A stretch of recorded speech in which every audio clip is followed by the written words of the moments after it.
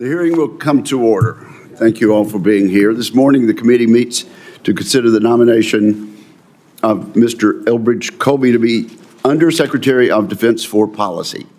I want to thank Mr. Colby for his willingness to serve again. I want to thank his wife, Susanna, and their children for being here today. It also says a lot that Mr. Colby will be introduced today by two distinguished friends, Vice President J.D. Vance and Senator Banks. We are informed that the Vice President is in traffic, and so after consulting to my right and left, we will proceed again because there are time constraints. And when the Vice President arrives, I think he'll be arriving just in time. So proceeding on, if confirmed, Mr. Colby would oversee the developments of policy and strategy for the Department of Defense. He would assume these responsibilities during the most dangerous security environment since World War II. The deepening military cooperation between China, Russia, Iran, and North Korea represents a complex and far-reaching set of threats. These threats demand a generational investment to revitalize America's military strength. They demand rapid Pentagon reform, and they demand a fresh look at strategies needed to achieve our national security objectives. The American people need to understand what is at stake. We should help the country appreciate the risks imposed to our way of life. Beijing is leading an emerging alliance of countries with one clear objective: to use their economic and military power to tear down the United States and impose their will on global affairs. The new axis of aggressors is a greater menace than we have faced in decades. Under Xi Jinping's leadership, the Chinese Communist Party has undertaken one of the largest and most aggressive military buildups in history. Their speed has been astounding. In just a few short years, China has built more nuclear intercontinental ballistic missiles than the U.S. has in decades. They have tested orbital bombardment weapons and unveiled what may be the world's first sixth-generation fighter aircraft. China possesses a shipbuilding capacity over 230 times that of the United States. Over 230 times. That's almost inconceivable. Over 3 years ago, Vladimir Putin launched the first invasion of a European country since World War II. He has barraged the Ukrainian people with constant missile and drone attacks. The Kremlin has developed a variety of new weapons capabilities, including nuclear-armed satellites. Meanwhile, Russia actively provides enriched uranium to China to support Beijing's nuclear buildup. Putin has also been suspected of aiding North Korea's nuclear and missile programs. Moving on to North Korea, the nuclear arsenal there continues to advance unchecked. Kim Jong-un has been aiding Russia's war machine as it terrorizes Europe.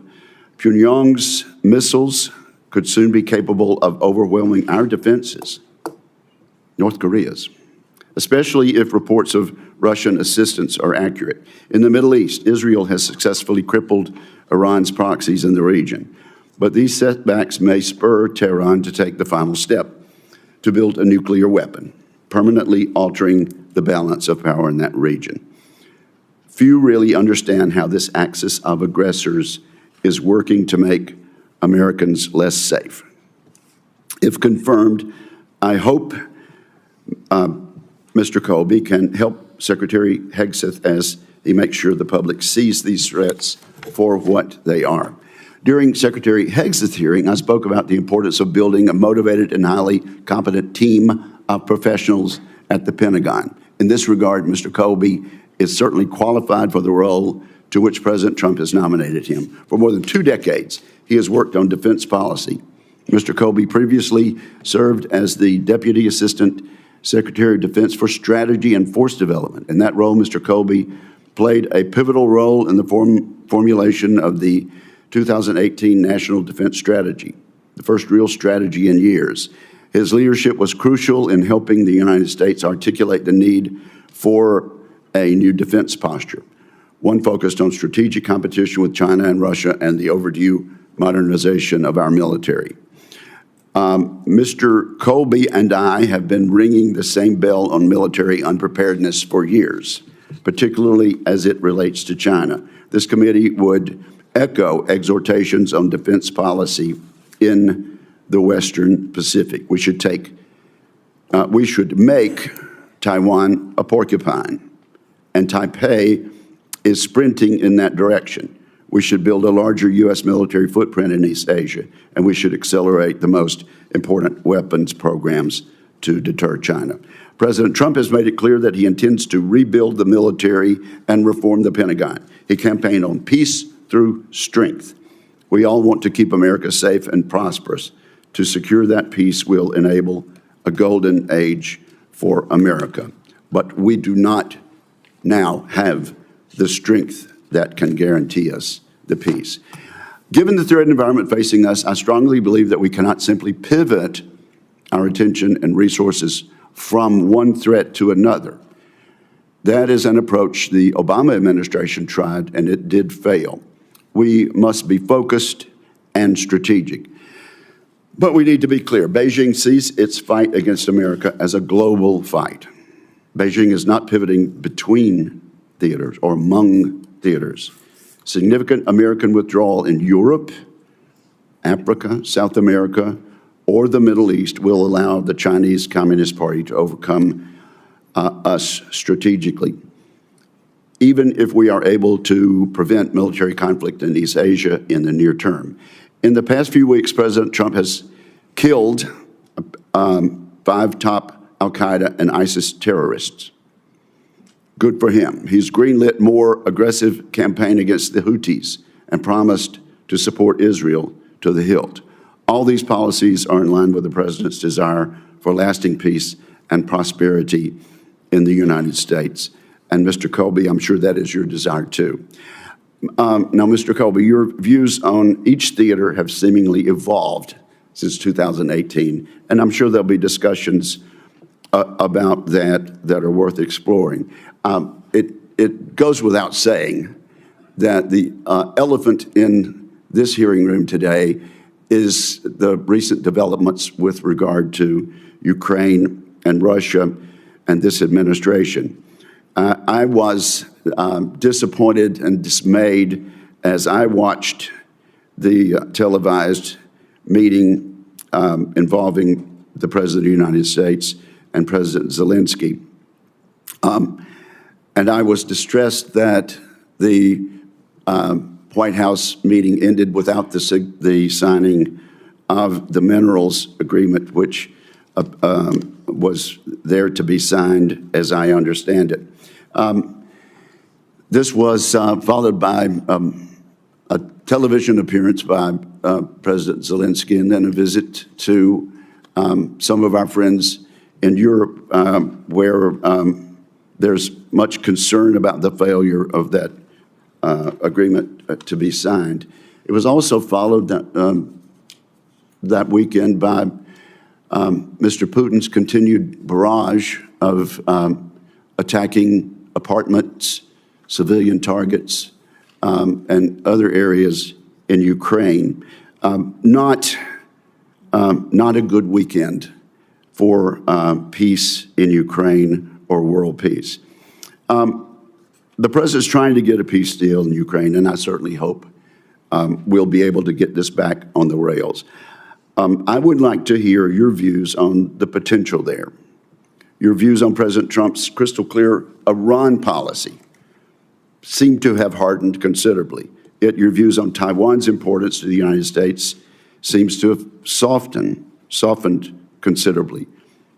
I hope we can clarify those views today. And your views on the relevance of nuclear weapons in the next decade remain unclear to me. I would appreciate your comments on each of those issues. Mr. Colby, you've spoken frequently to audiences who are skeptical of the idea that U.S. peace and prosperity require us to wield U.S. power abroad. I'm grateful that you have led those discussions that U.S. foreign policy professionals do not like having. I expect your points on the limits of U.S. power remain nuanced and complementary to the President's peace through strength agenda. and it will be crystal clear that you will speak for the President in this regard. If you're focused on finding innovative ways to blend America's comparative advantages in this global fight against Chinese communists, I strongly believe you will be a boon to the President and to the United States of America. I would like to hear your strategic vision for the next 4 years. I'd like to hear your comments on the plans I have released for rebuilding and reforming the military. In confirming Secretary Hegseth, we charged him with focusing on 4 guiding principles as he assumed office: lethality, efficiency, speed, and accountability. I also appreciate the easy access that he and I have had in conversations with each other since his confirmation. As Undersecretary of Defense for Policy, I'd like to know how you plan to execute in these 4 areas to support President Trump's peace through strength agenda. So thank you very much for being here. We look forward to your testimony, and I now recognize Ranking Member Reed for his opening remarks. Well, thank you very much, Mr. Chairman. Mr. Colby, congratulations on your nomination and welcome to today's hearing. I would also like to recognize your wife, Susanna, and sons Orlando and Thomas, and your parents, siblings, and family members with us today. I would also, in anticipation of his arrival, like to welcome the Vice President and certainly my colleague, Senator Banks. Thank you. Mr. Colby, you have been nominated to be the Undersecretary of Defense for Policy, or the USDP. The USDP serves as a principal advisor to the Secretary of Defense and plays a critical role in developing long-term strategic policies of the department. If confirmed, you would lead defense policy at a consequential time. There is a common understanding that the future of our national security is tied significantly to our competition with China. This competition is occurring across every field of national power: military, economic, political, technological, and more, and across every region of the world. Mr. Colby, as you have written extensively, America's success in this competition will depend on our credibility in the eyes of our allies and our adversaries. If our allies in the Indo-Pacific perceive us to be untrustworthy or unreliable, they will hesitate to stand with us when we need them. And if China believes that we can be worn down through cajoling or bullying, they will take bold risks. And I'm deeply concerned that the Trump administration is surrendering our credibility at this very moment. For 3 years, the United States has stood with Ukraine and with our NATO allies in the face of Vladimir Putin's unprovoked bloody assault on Ukraine. Indeed, for the better part of a century, we have stood against Russia's aggression and been the global standard-bearer of democracy. But now, after barely a month in office, President Trump has attacked this legacy and signaled he would rather align with the United States with Vladimir Putin than our democratic allies. Make no mistake, China is watching. We should be proud that the United States has led a formidable group of nations to support Ukraine and defend democracy on the world stage. However, President Trump seems eager to strike a deal with Vladimir Putin at any cost, even conceding our most valuable points of leverage before reaching the negotiating table. His recent claim that Ukraine, not Russia, started this war is offensive, and his attacks against President Zelenskyy are badly misguided. Frankly, the spectacle in the Oval Office last week was a failure of American leadership. President Zelenskyy and the people of Ukraine are fighting for their very lives, and to suggest that they are ungrateful for American aid is absurd. Many of my colleagues and I, including those here today, have traveled to Ukraine many times and seen firsthand the death and destruction wrought by Vladimir Putin against innocent people. To deride Ukraine and our allies is a mistake that only benefits Putin. Just last night, President Trump cut off all military aid to Ukraine.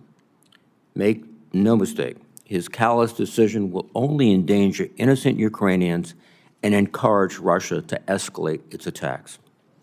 The United States is paying with money. The Ukrainians are paying with their lives.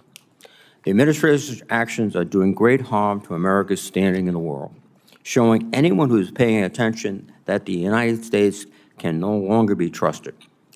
President Xi is certainly taking notice. Thank you. Mr. Colby, you have argued against U.S. support for Ukraine and called for steep reductions to America's role in Europe. I asked you to explain these views and how, if confirmed, you would work to repair America's standing with our allies, as well as our competitive position with respect to our adversaries. The Department of Defense has long built its strategy around the idea of winning in an armed conflict and deterring China through military dominance. That is no longer enough. The game has changed, and our capacity for outright victory through military strength should not be our only measure of success. The Defense Department needs to better understand China's strategy for increasing its capabilities and influence, including in the so-called gray zone. Below the threshold of traditional armed conflict, we must also develop new tools for competition and integrate our activities with those of our allies and partners. Mr. Colby, you have written and spoken extensively about these concepts. You are a lead author of the 2018 National Defense Strategy and have played an important role in defense policy through your previous positions in the Department and at a number of think tanks. I would ask for your views on how the Department of Defense should pursue competition and deterrence with China, especially as it relates to the United States' relationship with Taiwan and our network of allies in the region. I would also like to know your priorities for the forthcoming round of defense policy reviews, including the next National Defense Strategy. You have also argued that the United States must rigorously prioritize our efforts on great power competition with China to include withdrawing forces from other theaters. I agree that we should be thoughtful and disciplined about how we use the military. That is why I am skeptical of the President's deployment of thousands of troops to the southern border and Guantanamo Bay. Border security and immigration enforcement are critical to our national security, but these current missions are dubious at best. The Department estimates that it will spend $1 billion to $2 billion for unplanned border missions this year, even as illegal migrant encounters are at the lowest level since August of 2020. The Government Accountability Office has assessed these missions in recent years and found, quote, separating units in order to assign a portion of them to the Southwest border mission was a consistent trend in degrading readiness ratings. Mr. Colby, I have serious doubts about these missions. I would like to know what role you believe military forces should play in border security and whether the Defense Department should be involved in enforcing immigration policies that fall in the purview of the Department of Homeland Security and are essentially law enforcement operations, which posse comitatus circumscribes dramatically for the military. Finally, you will need to reconcile your views with the current longstanding bipartisan approach of the United States to the Middle East. The region remains extremely unstable after more than a year of violence between Israel, Hamas, Iran, and its proxies, and the fall of the Assad regime. Mr. Colby, you have advocated for a much more limited role in the region and suggested that the U.S. should be willing to tolerate a nuclear-armed Iran. I hope you will address your reviews on these issues and how you would work to advance U.S. national security interests in the Middle East. If confirmed, you will lead at a challenging moment. All of our potential adversaries, including China, Russia, Iran, and North Korea, are seeking ways to undermine our interests and supplant our leadership. I would ask for your plans on how the Department can pursue every available opportunity to advance our national interests. I certainly look forward to your testimony. Thank you very much, Mr. Chairman. Thank you, Mr. Ranking Member. And before we proceed, guests and members, including the chair, are sternly admonished to silence all phones and electronic devices. Mr. Vice President, I see that you have arrived and you are next on our list. Thank you very much for joining us this morning to introduce your friend and the nominee, and I now turn to you for your comments. Thank you so much. Great. Thank you, Chairman Wicker, and thanks to the ranking member, Senator Reid, and thanks to all my friends from across the aisle who permit this brief intrusion into what was otherwise, I'm sure, a very distinguished and interesting conversation. But I wanted to be here because I thought it was important to tell you all about my friend Elbridge Colby and why I think he's important to the president's defense policy and important to what the president is trying to accomplish with national security. So first, I think Elbridge, more than any person I've ever spoken to, appreciates that military power, national security influence is downstream of economic power. As we've seen in so many of the conflicts that we've engaged ourselves in over the last 30 or 40 years, we cannot fight wars unless our troops have the ammunition they need. We cannot defend our own national security unless we have the tank shells, the artillery shells, and increasingly the drones and other advanced weapon systems that are necessary to actually fight battles when, God forbid, those battles are necessary to fight. And I think Elbridge has been particularly aware of and worried about the degradation of our defense industrial base and how we must rebuild it if we want to preserve our own national security. I've had many conversations with Elbridge before I was a United States Senator, certainly before I was the Vice President of the United States, where in so many ways Elbridge predicted what we would be talking about 4 years down the road, 5 years down the road, 10 years down the road. He saw around corners that very few other people were seeing around. That doesn't mean he's always right about every issue or that you'll agree with him on every issue, and I say that to both the Democrats and the Republicans on the committee, but I think that he's the type of perspective that we need so desperately at the Department of Defense, and I think that his role at the Department of Defense will be incredibly important in seeing around the corners of the next 5 years and the next 10 years, and that's one of the most important reasons why I think we should support his nomination at this great committee, but obviously support his confirmation in the United States Senate.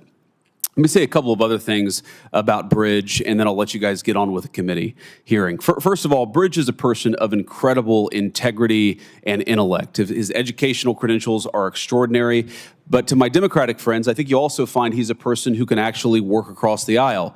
If you look at his long career in defense policy, he has said things that is, frankly, alienated Democrats and Republicans. He's also said things that I think both Democrats and Republicans would agree with. He obviously is a conservative. He obviously is the nominee of President Trump, and we nominated him because we think he's going to do a great job. But I think you'll find that he's the kind of guy that you can engage in meaningful conversation, whatever your agreement or disagreement with his views is. And again, that's one of the things that we need to bring to the Department of Defense. Elbridge is a good guy. And I said this in the only other confirmation hearing that I actually introduced to guests of Secretary Lutnick. You need good people in government. You need people who are going to tell you the truth, who are going to look you in the eye, who are going to disagree, sometimes amicably, of course, but actually be willing to look you in the eye and have an important conversation, who you can trust to tell you what they actually think, agree or disagree. And that's the kind of person that Elbridge is. He's a great family man. He comes from a life of service, but also a family of service going back many generations. And he's the kind of guy that we need working on policy at the senior levels of the Department of Defense. And of course, that's why the president nominated him. And the final thing that I want to say about Elbridge is so much of this question of rebuilding the industrial base, and I think it's one of the few areas of genuine bipartisan agreement. We may not always agree exactly how to do it, but I think everybody pretty much agrees that we have to build the industrial base in the United States that can support the national security policy of the next generation. Whether you have a Democrat or Republican president 20 years from now, you need to ensure that the troops who are under the command of that commander-in-chief actually have the weapon systems necessary to support themselves and to accomplish the mission. That's not a simple matter of throwing money at the problem. That's not a simple matter of saying we need to buy more weapons. It also goes deeply into questions of procurement. How are we buying those weapons? How are we engaging with the technologists of the 21st century? Because we're never going to beat China in a war of population. They have, 1.3, 1.4 billion people, and we've got just north of 300 million. But what we can do is actually have the kind of technology that gives our troops and gives our people the advantage over the long haul. And that means not just buying more weapons, that means being smart about how we buy weapons in a way that enhances our technological edge and ensures that upstarts, not just the big five incumbents, but upstarts can participate in the process of procurement and of giving our troops the weapon systems that they need. So I think that we need to think deeply about these questions. I think that President Trump and the Department of Defense, Secretary Hegseth on down, are thinking deeply about these questions. Bridge Colby is an important part, not just of thinking about these questions, but also accomplishing important policy. And so with all respect to all of you and knowing that all of you will make up your own minds, I highly encourage you to give Bridge Colby your stamp of approval. He's a good guy, he's a smart guy, and he'll do a good job for the United States of America. Thank you all for having me. Thank you very, very much, Mr. Vice President. We appreciate you being here, and I know you're busy, but we certainly would be delighted to have you stay around. Thank you so much. Senator Banks. Thank you, Mr. Can you Chairman. top that? It's hard to follow our good friend. You're recognized, sir. Thank you, Chairman Wicker, Ranking Member Reed, fellow members of the most important committee in the entire Congress, the Senate Armed Services Committee. It's good to be with all of you today to introduce my friend, Elbridge Colby, the President's choice to be the Undersecretary of Defense for Policy at the Pentagon. I've known Elbridge Colby, or Bridge, for a very long time. I got to know him in the first Trump term, but he became an advisor to me when I served on the House Armed Services Committee. And even more importantly, he became deeply involved in the Republican Study Committee that I chaired, the largest caucus on Capitol Hill in the House, helping us to understand the world, how to talk about it, what to do about the complex issues around the world. The threats that we face around the world are increasingly sophisticated, but I'm confident that with Bridge in charge of developing and implementing our defense strategy, America will be wholly prepared. Bridge already knows his way around the Pentagon from his time as a senior official in OSD policy in the first Trump term, the very office, by the way, that we're considering his nomination for today. He's eminently qualified for this role. While in OSD, he co-led and was the key architect of the development of President Trump's 2018 National Defense Strategy. After 2 decades of prioritizing wars in the Middle East, the National Defense Strategy under Bridge and the first Trump administration rightly refocused the U.S. military on great power competition with China and maintaining American superiority in the Pacific.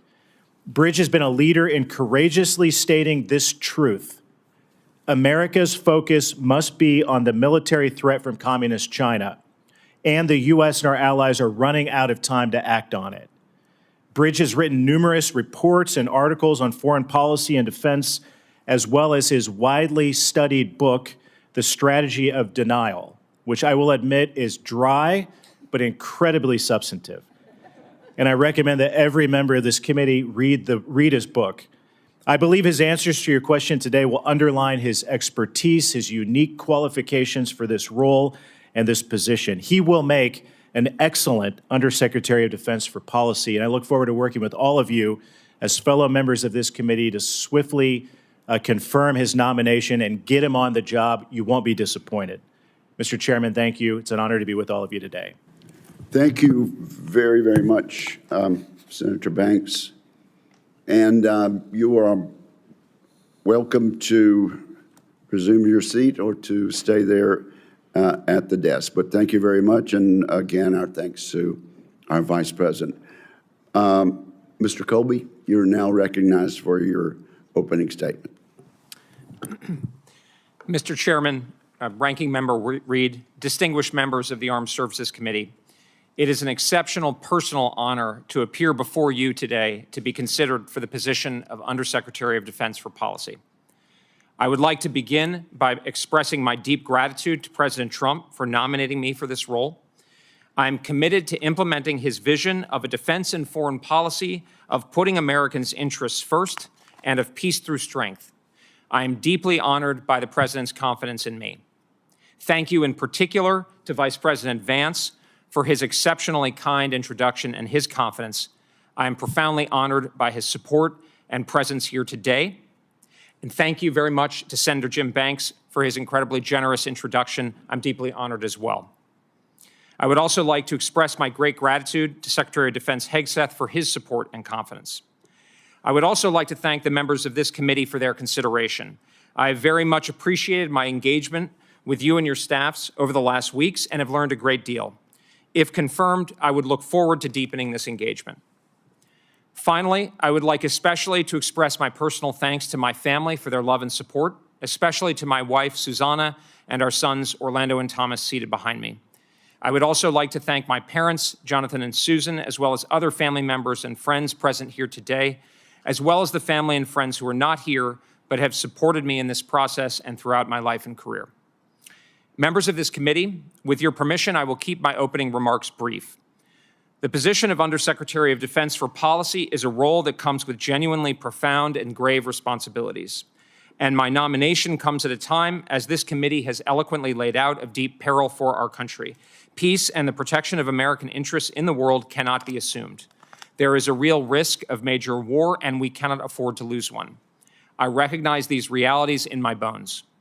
It is my great hope that we can get through the coming years peacefully, with strength, in ways that put us and our alliances on a stronger and more sustainable footing.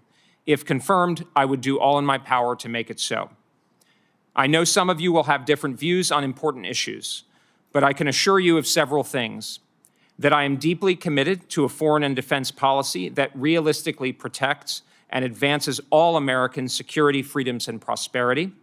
That I'm willing and ready to engage with those who disagree with me and adapt my views based on persuasive arguments and the facts. That I value our alliances deeply, even as I think they must be adapted. And that I love our great country and will put its interests first and foremost. If confirmed, I pledge to strive with every fiber to meet the grave responsibilities of this important office with judgment, commitment, and determination. I look forward to your questions. Thank you. Thank you very much. At this point, I am required to ask you a number of questions which we ask all nominees. So have you adhered to applicable laws and regulations governing conflicts of interest? I have, Senator. Have you assumed any duties or taken any actions that would appear to presume the outcome of the confirmation process? I have not, Senator. Exercising our legislative and oversight responsibilities makes it important that this committee, its subcommittees, and other appropriate committees of Congress receive testimony, briefings, reports, records, and other information from the executive branch on a timely basis. Mr. Colby, do you agree, if confirmed, to appear and testify before this committee when requested? I do, Senator. Do you agree to provide records, documents, and electronic communications in a timely manner when requested by this committee, its subcommittees, or other appropriate committees of Congress, and to consult with the requester regarding the basis for any good faith, delay, or denial on your part in providing such records? I do, Senator. Will you ensure that your staff complies with deadlines established by this committee for the production of reports, records, and other information, including timely responding to hearing questions for the record? I will, Senator. Will you cooperate in providing witnesses and briefers in response to congressional requests? I will, Senator. Will those witnesses and briefers be protected from reprisal for their testimony or briefings? They will, Senator. Thank you very much. Now we're going to begin a round of 5-minute questions. I'm going to a round of questions limited to 5 minutes per member, and I'm going to hold myself as chair to that 5 minutes also. So at this point, let me begin by asking about a couple of policy advisors that are already in place. One of your advisors, if confirmed, would be Mr. Michael Domino. You did not choose Mr. Domino for that. Senator, no, I was not the hiring person. He said recently there are no vital, a quote, there are no vital or existential U.S. interest in the Middle East, unquote. Mr. Colby, to your understanding, does that reflect the president's policy in the Middle East? Senator, I think that the President has made clear that we do have really important interests in the Middle East. Does Mr. Domino's policy pronouncement reflect your own views? Senator, no, I wouldn't. He does not speak for me, and I think I have a number of views that differ materially from his, from what I understand, just in public reporting. Another policy advisor is Mr. Andrew Byers. He's an advisor on Southeast Asia. He believes that thinking about communist China through the lens of deterrence is wrong. He thinks maybe we should give up what he calls, quote, belligerent policies toward China and see if they will reciprocate. He apparently thinks pressing Beijing on trade is a bad idea. So, Mr. Colby, does that reflect the President's policy, our President Trump's policy on China, in your view?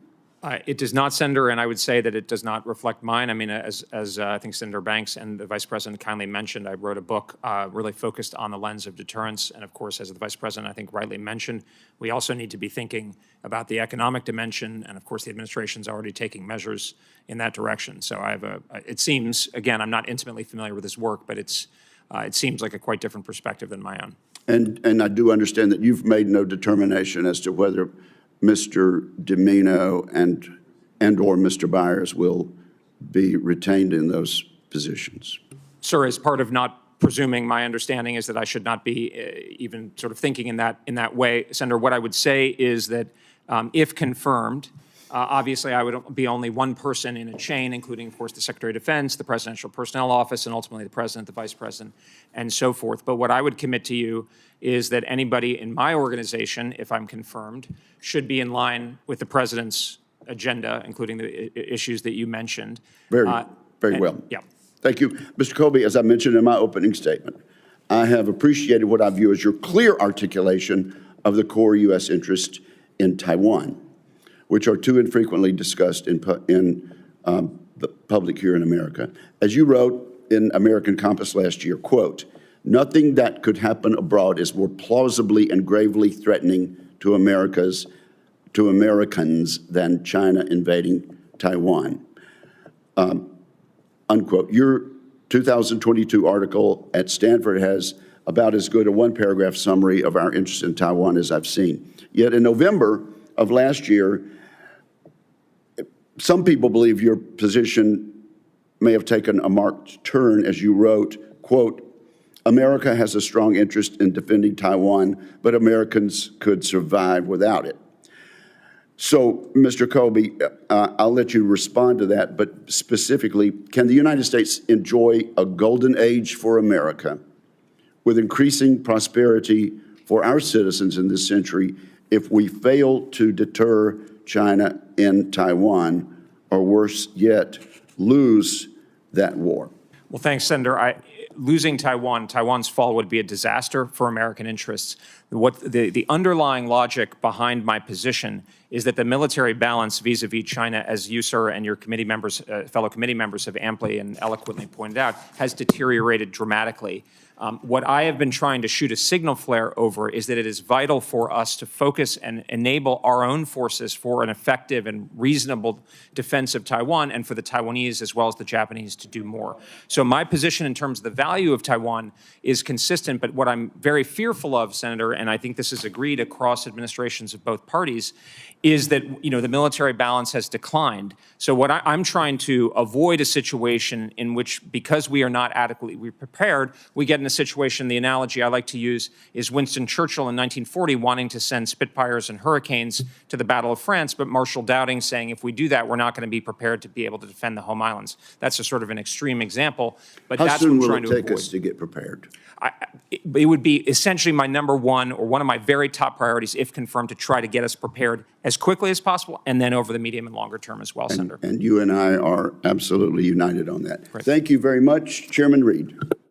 Thank you, Mr. Chairman. And Mr. Colby, you've advocated a reduction in support for Ukraine, which you characterize as a distraction from Taiwan. Yet, former CIA Director Bill Burns, one of the most astute commentators about Russia, former ambassador, CIA Director, stated that no one is watching U.S. support for Ukraine more closely than Chinese leaders. And, quote, one of the surest ways to rekindle Chinese perceptions of American fecklessness and stoke Chinese aggressiveness would be to abandon support for Ukraine. So what message are the President's actions sending? Well, Senator, I'd say a couple things. One, my arguments about Ukraine have been based on the need for strategic prioritization. I don't contest the fact that the Chinese are looking at what we're doing in Ukraine at all. But fundamentally, Senator, my view, and I think it should be of particular interest to this committee, sir, is that we have to have the military capabilities in Asia or relevant to Asia to be able to conduct a local defense of Taiwan at a cost and level of risk that the American people are prepared to tolerate. And that has been my main focus. My aspiration, if I would put another, and to kind of build on what the Vice President was saying, a longer term top priority for me would be, if confirmed, would be to revivify our defense industrial base so that we are no longer in a position where our defense industrial base cannot produce at levels where we can resource in multiple theaters at the level that we need. That's where we want to get back to. Well, I don't think there's a dispute about reinvigorating the industrial base. I think, though, there is, from astute personalities like Bill Burns, the fear that we're sending dramatically the wrong lesson. Indeed, on December 2023, you stated, quote, "The invasion of Ukraine is an evil act by the Russians, and I morally support the Ukrainian defense." Do you still agree with that statement? Senator, I think I stand by my record, but at this point, I think there's a very delicate diplomatic process going on where the President is rightfully trying to resuscitate the peace process, and I don't think it would be appropriate for me to weigh in on the specific case. The President indicated the Russians invaded Ukraine, which is completely erroneous, and that Zelenskyy is a dictator, which is, I think, also erroneous. And, you know, we're in an awkward situation now. He's cutting every sort of tool we have, and that's not the way to negotiate. I don't think that was in the art of the deal. So I think we're in a very serious situation. Let me change topics for a moment. General Mattis, who I respect immensely as former Secretary of Defense and as a Marine, stated, "If you don't fund the State Department fully, then I need to buy more ammunition," which raises the question of the wisdom of eviscerating the USAID. In many places in the world, and you know this, that's the only American presence. That's the counterpoint to Chinese incursions all across the globe. And now we've put them out of business. And it's been indicated that this will cause millions of unnecessary deaths, particularly to children and women. And it seems to be undercutting our power in the world, our soft power. Your thoughts? Well, Senator, I think it's certainly very important to have an effective and efficient diplomatic arm, the State Department, as well as a development arm, and I would certainly support that. Would not be within my purview, obviously, a number of the issues that you're raising, if confirmed. But I certainly support a tight interaction and integration with the other arms of national power, especially in an era, as we said in Secretary Mattis's defense strategy, where we are no longer in a kind of unipolar militarily dominant situation. With respect to NATO, I mean, one of the fallouts from our Ukrainian decisions over the last few days is that our European allies feel essentially abandoned, that the NATO alliance is as fragile as it's ever been. And as we all recognize, NATO was the key for the last, since 1949, to our ability to stabilize the world and to promote a democratic and economic agenda that favored the West, and that's in danger now. The President, in his last term, was insisting on 2% for everybody at NATO. Now it's more, almost like a landlord saying, "I'm raising the rent unless you do something, something, something." Do you believe the NATO alliance has made us stronger and that if it's jeopardized, we will be in serious trouble? Senator, I believe that the NATO alliance has been an exceptionally successful alliance, but I think if we're going to sustain it, it needs to move in the direction that President Trump is leading it in, and where I think the Europeans are finally moving. If you look at Chancellor Merz, who's coming in Germany, or President Macron, or Prime Minister Starmer, they're not only spending more. 2% is manifestly inadequate. General Cavoli has said that. Many others have said that. They need to see real combat capabilities. The conversation has materially improved in recent months and over the last few years, where we can get NATO into a more balanced fashion. And Senator, I believe that that's much more consistent with the model of NATO that existed during the Cold War, rather than the post-Cold War model, which is too heavily lopsided in American responsibility, and it needs to change to be sustained. Thank you very much, Mr. Colby. Thank you. Thank you, Senator Reid. Mr. Colby, welcome. Welcome to you Thanks, and Senator. your family and friends. In your answers to the committee's advanced policy questions, you stated that, quote, U.S. nuclear forces underpin our entire deterrence and defense posture, end quote, and that, quote, ensuring we retain a modern, capable, and effective nuclear deterrent should be our top priority, end quote. I agree with those statements. Nuclear deterrence must be the foundation for any defense strategy. However, this foundation is threatened because of decades of underinvestment and poor management. I'm confident this administration can correct the course of our modernization programs, both through adequate resourcing and by approving our acquisition strategies for Sentinel, Columbia, and B-21. Mr. Colby, if confirmed, will you commit to working with this committee to fully modernize all aspects of our nuclear triad and continuing the work of the first Trump administration to rebuild our nation's most important military capabilities? I do, Senator. Thank you. Russia has nearly completed their modernization of all of their nuclear forces, and China's modernizing, and they're growing their arsenal at a breathtaking speed. Yet the combination of an industrial base that we continually worry about in this country and overly complicated acquisition policies, it holds us back from keeping pace. You've talked about that. The Vice President talked about that in his introduction to you as well. If confirmed, what policies would you recommend to increase the overall capacity of that industrial base? Well, Senator, I think actually a number of the things that the Vice President has spoken about and the President, which is that a broader reindustrialization, in my view, is necessary to fix a lot of the defense industrial base issues, not just with the nuclear forces as critical as they are, but also with the broader conventional forces as well, which is to say, and I know this committee has drawn attention to this problem, that despite the investment of money, often the results are less than people would like to see, for instance, because of workforce issues. So if confirmed, I wouldn't approach the problem with saying I have all of the particular policy ideas set and I'm going to, in terms of improving the industrial production. But what I would see my role as making very clear that revamping and restoring a really healthy and robust defense industrial base is absolutely a national priority. And what I've said as a private commentator, but I believe as a public official, if confirmed, is that we kind of need a national mobilization of our defense industrial base. We need to be able to get better results, and it seems to me that's something that could get wide agreement. Do you have in mind any acquisition policies that you would revamp at this point in time, that you would recommend changing or even eliminating?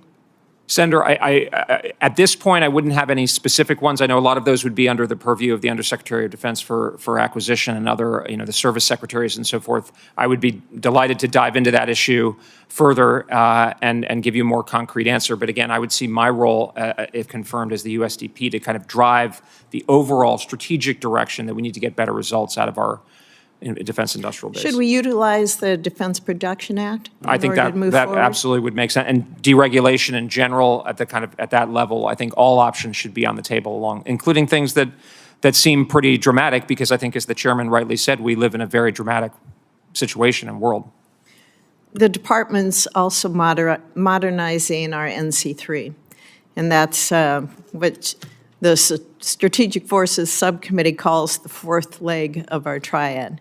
If confirmed, will you ensure that this effort receives the necessary attention and the resources that it needs? Yes, I will. Thank you. Would you prioritize it as one of, along with our triad, as the top priority of the department? Certainly. I mean, I think command and control is absolutely essential, and when we're living in a world of much more capable cyber capabilities, not to mention missile threats, not just the traditional strategic strike threats, but also a range of different threats that are evolving very quickly, we have to absolutely pay really critical attention to NC3. Thank you, Mr. Colby. Thank you. Senator Gillibrand, you are recognized. Thank you, Madam Chairwoman. Thank you for appearing here. Thank you for bringing your family. This is a very significant role you are undertaking that takes enormous amounts of responsibility and thoughtful judgment. I want to talk about the threats we are facing from around the globe. We've continued to see cyber threats from Russia. We had solar winds. We had the Colonial Pipeline compromise. We had the 2016 effort to undermine our electoral infrastructure.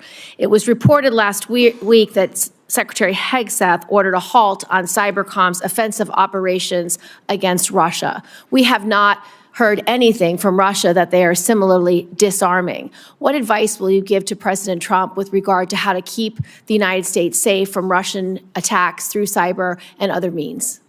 Senator, I haven't seen the actual documents, so I only have what I'm going on based on public reporting, but my recommendation would be that we should maintain the highest level of cyber vigilance and capability vis-a-vis Russia as well as others like China. Would you unilaterally disarm and not use offensive operations?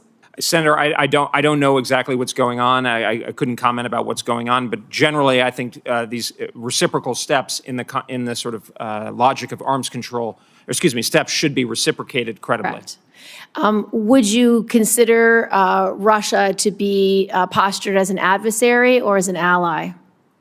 I think we need, from a military point of view, from a defense point of view, Senator, as I put in my responses to the advanced policy questions, Russia presents a significant military threat to Europe, and there are significant military threats to the homeland as well. And I think from a defense point of view, we need to regard that in a very clear-eyed way. At the same time, as an overall strategy, I think that can support and be compatible with an effort to diminish, the potential for direct confrontation with Russia in the same way with China as well.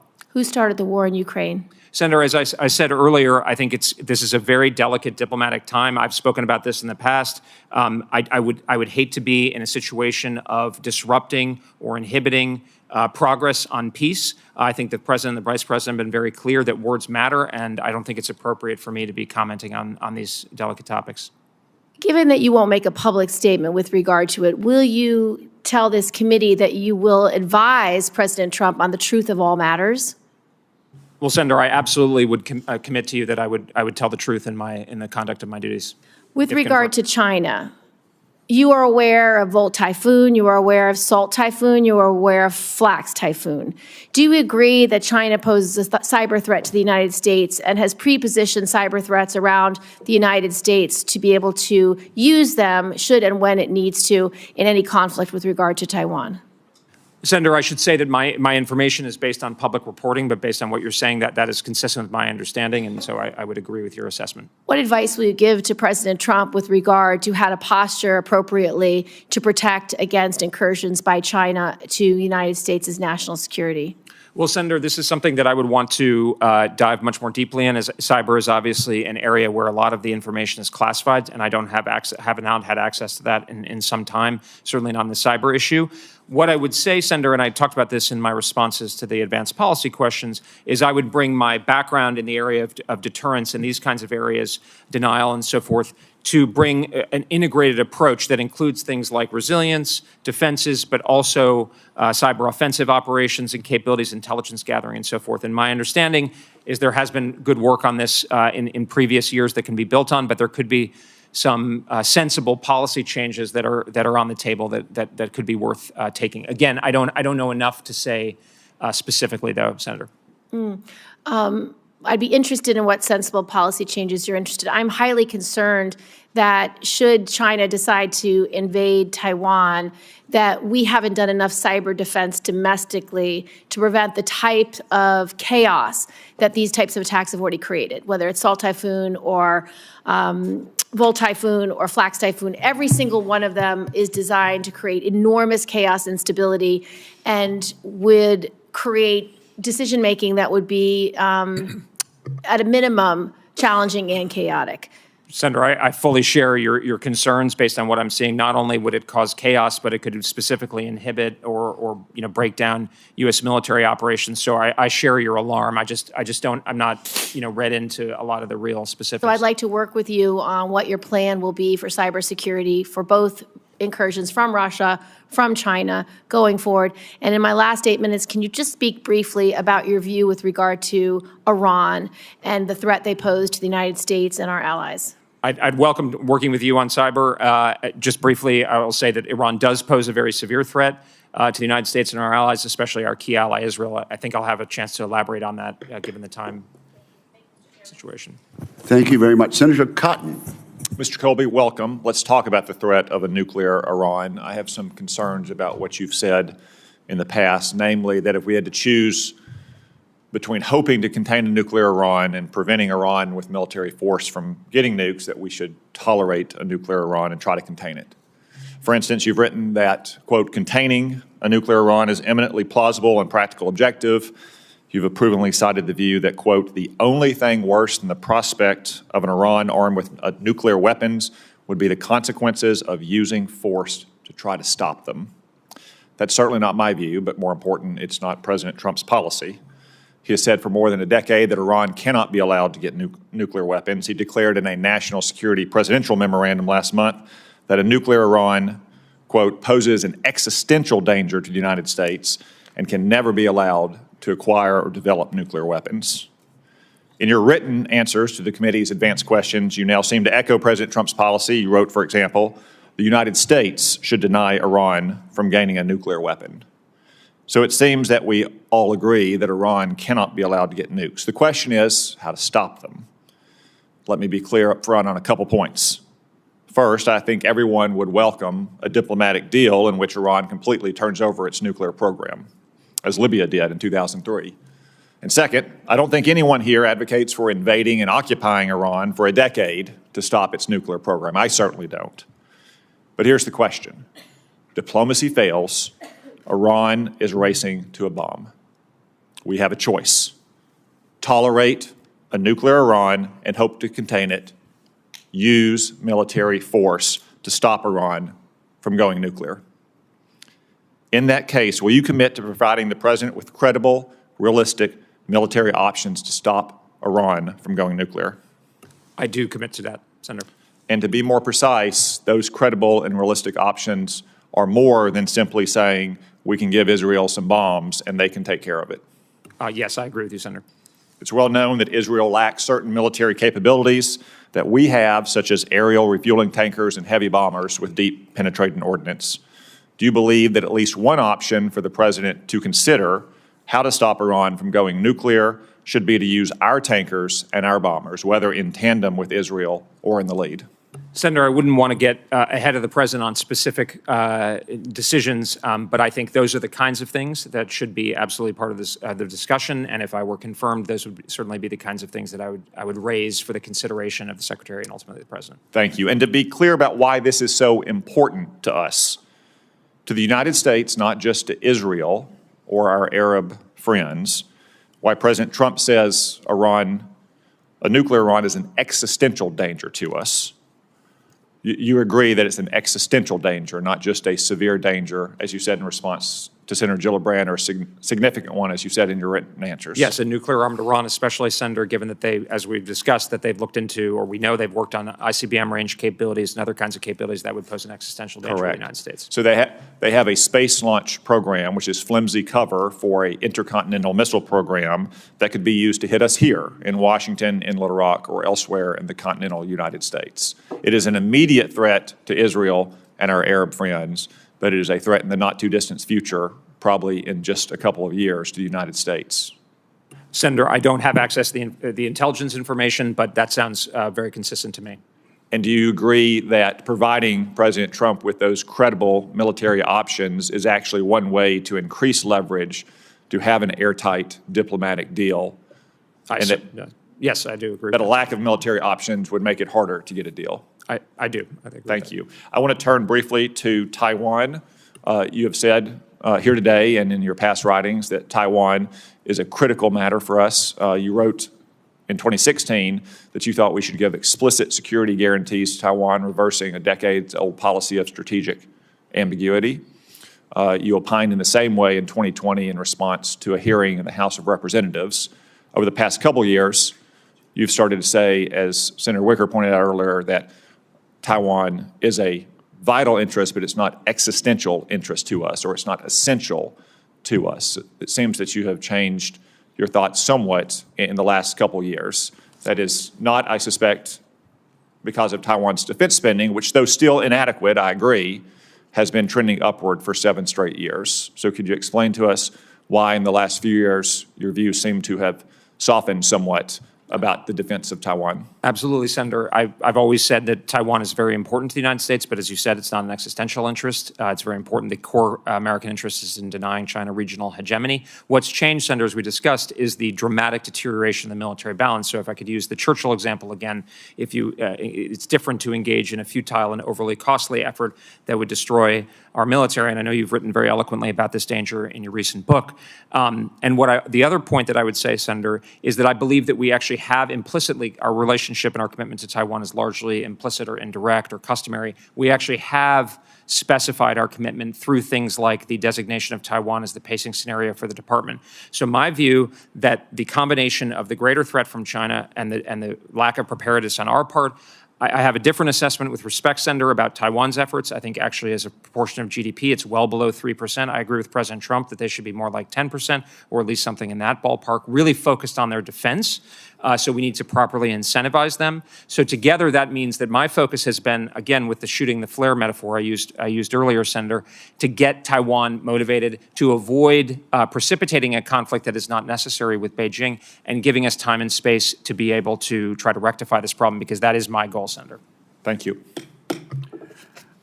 Thank you very much. Senator Blumenthal. Senator Hirono. Thank you, Mr. Chairman. Welcome, Mr. Colby, to you and your family. I asked the following 2 initial questions with relevance to fitness to serve. So I'll ask you, since you became a legal adult, have you ever made unwanted requests for sexual favors or committed any verbal or physical harassment or assault of a sexual nature? I have not, Senator. Have you ever faced discipline or entered into a settlement relating to this kind of conduct? I have not, Senator. I think it's interesting that you would not say whether Russia invaded Ukraine, and that saying that this is a complicated kind of a situation right now. But I think I also heard you say that you would give the president your best advice regardless of what you think he might want to hear. So I'm going to ask you a simple question. Relating to whether Russian military forces invaded Ukraine. In February 2022, did Russian forces cross the border and invade Ukraine, yes or no? Well, Senator, you're describing a factual reality that is demonstrably true. Yes, so that would mean that Russia invaded Ukraine. So that was a question that you would not answer.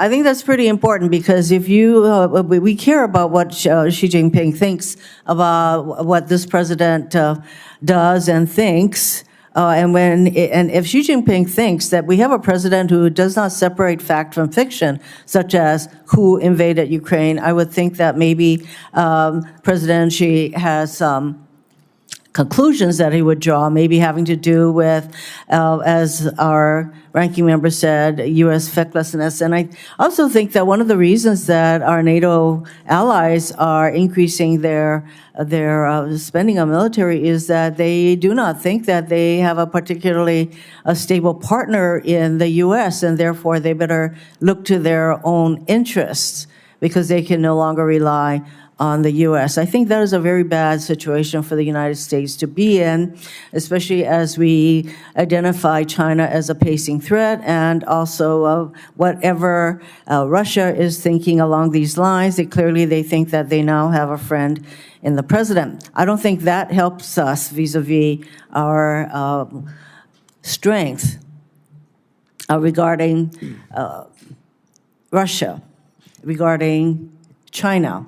In fact, I think that we are placing ourselves in a very weakened position with regard to how we are viewed by our adversaries, that would be China as well as Russia, and our allies are like not a good situation to be in. We need a president who can separate fact from fiction.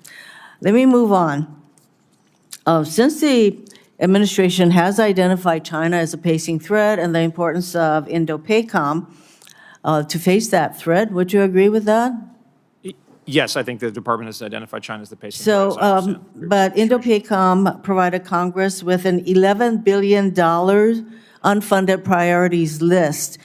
And this says to me that there is a misalignment of our funding decisions and strategy if we consider Indo-PACOM to be a priority, and yet you have Indo-PACOM putting forward an $11 billion unfunded priorities.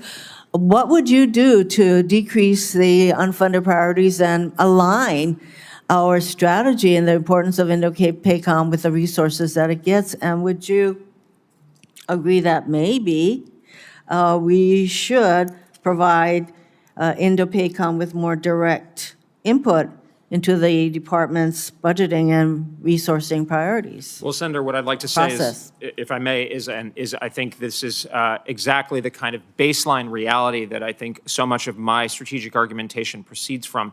A lot of what I'm saying is that, many of us in the public debate and so forth are acting as if we can do everything, but the reality is that there's an $11 billion unfunded priority list from Indo-PACOM, and realistically, I bet the real deficit is even higher, given that that's just what came out. So, Senator, if confirmed, I would make it an absolute priority, given the priority that China must get across administrations. I think this is now a matter of strategic consensus to try to not only drive that down, but to reform the department and reprioritize it, to actually go through and carry out the strategic shift that's been talked about in some ways since probably Bob Work was Deputy Secretary of Defense at the end of the Obama administration.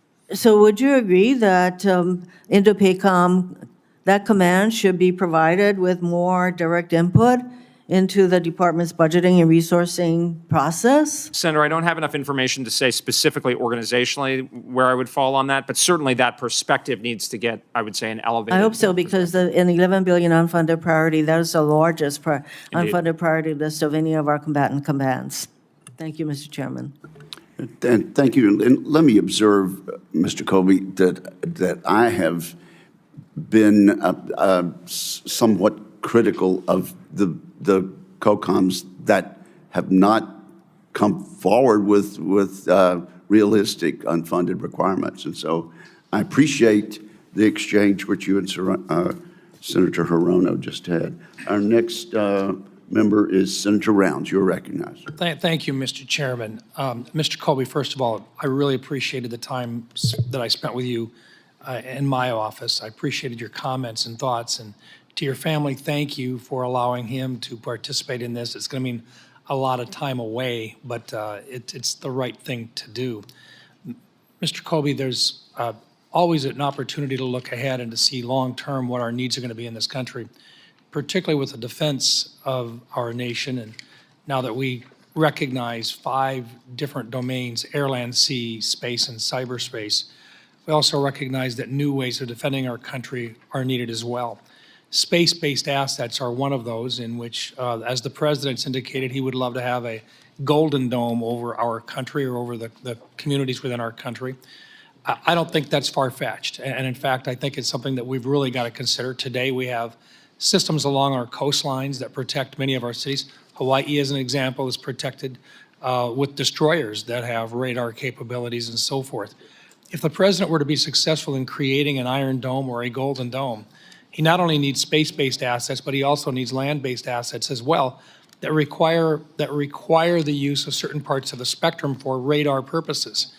This committee would be shocked if I didn't bring this up with someone in front of us today that's going to have something to say about the use of the spectrum in the future.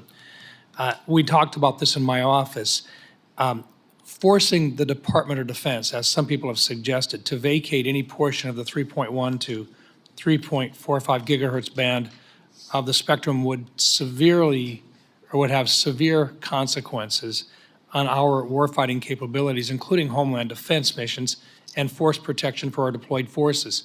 It's also that part of the spectrum that any land-based system would use to identify incoming weapons using radar.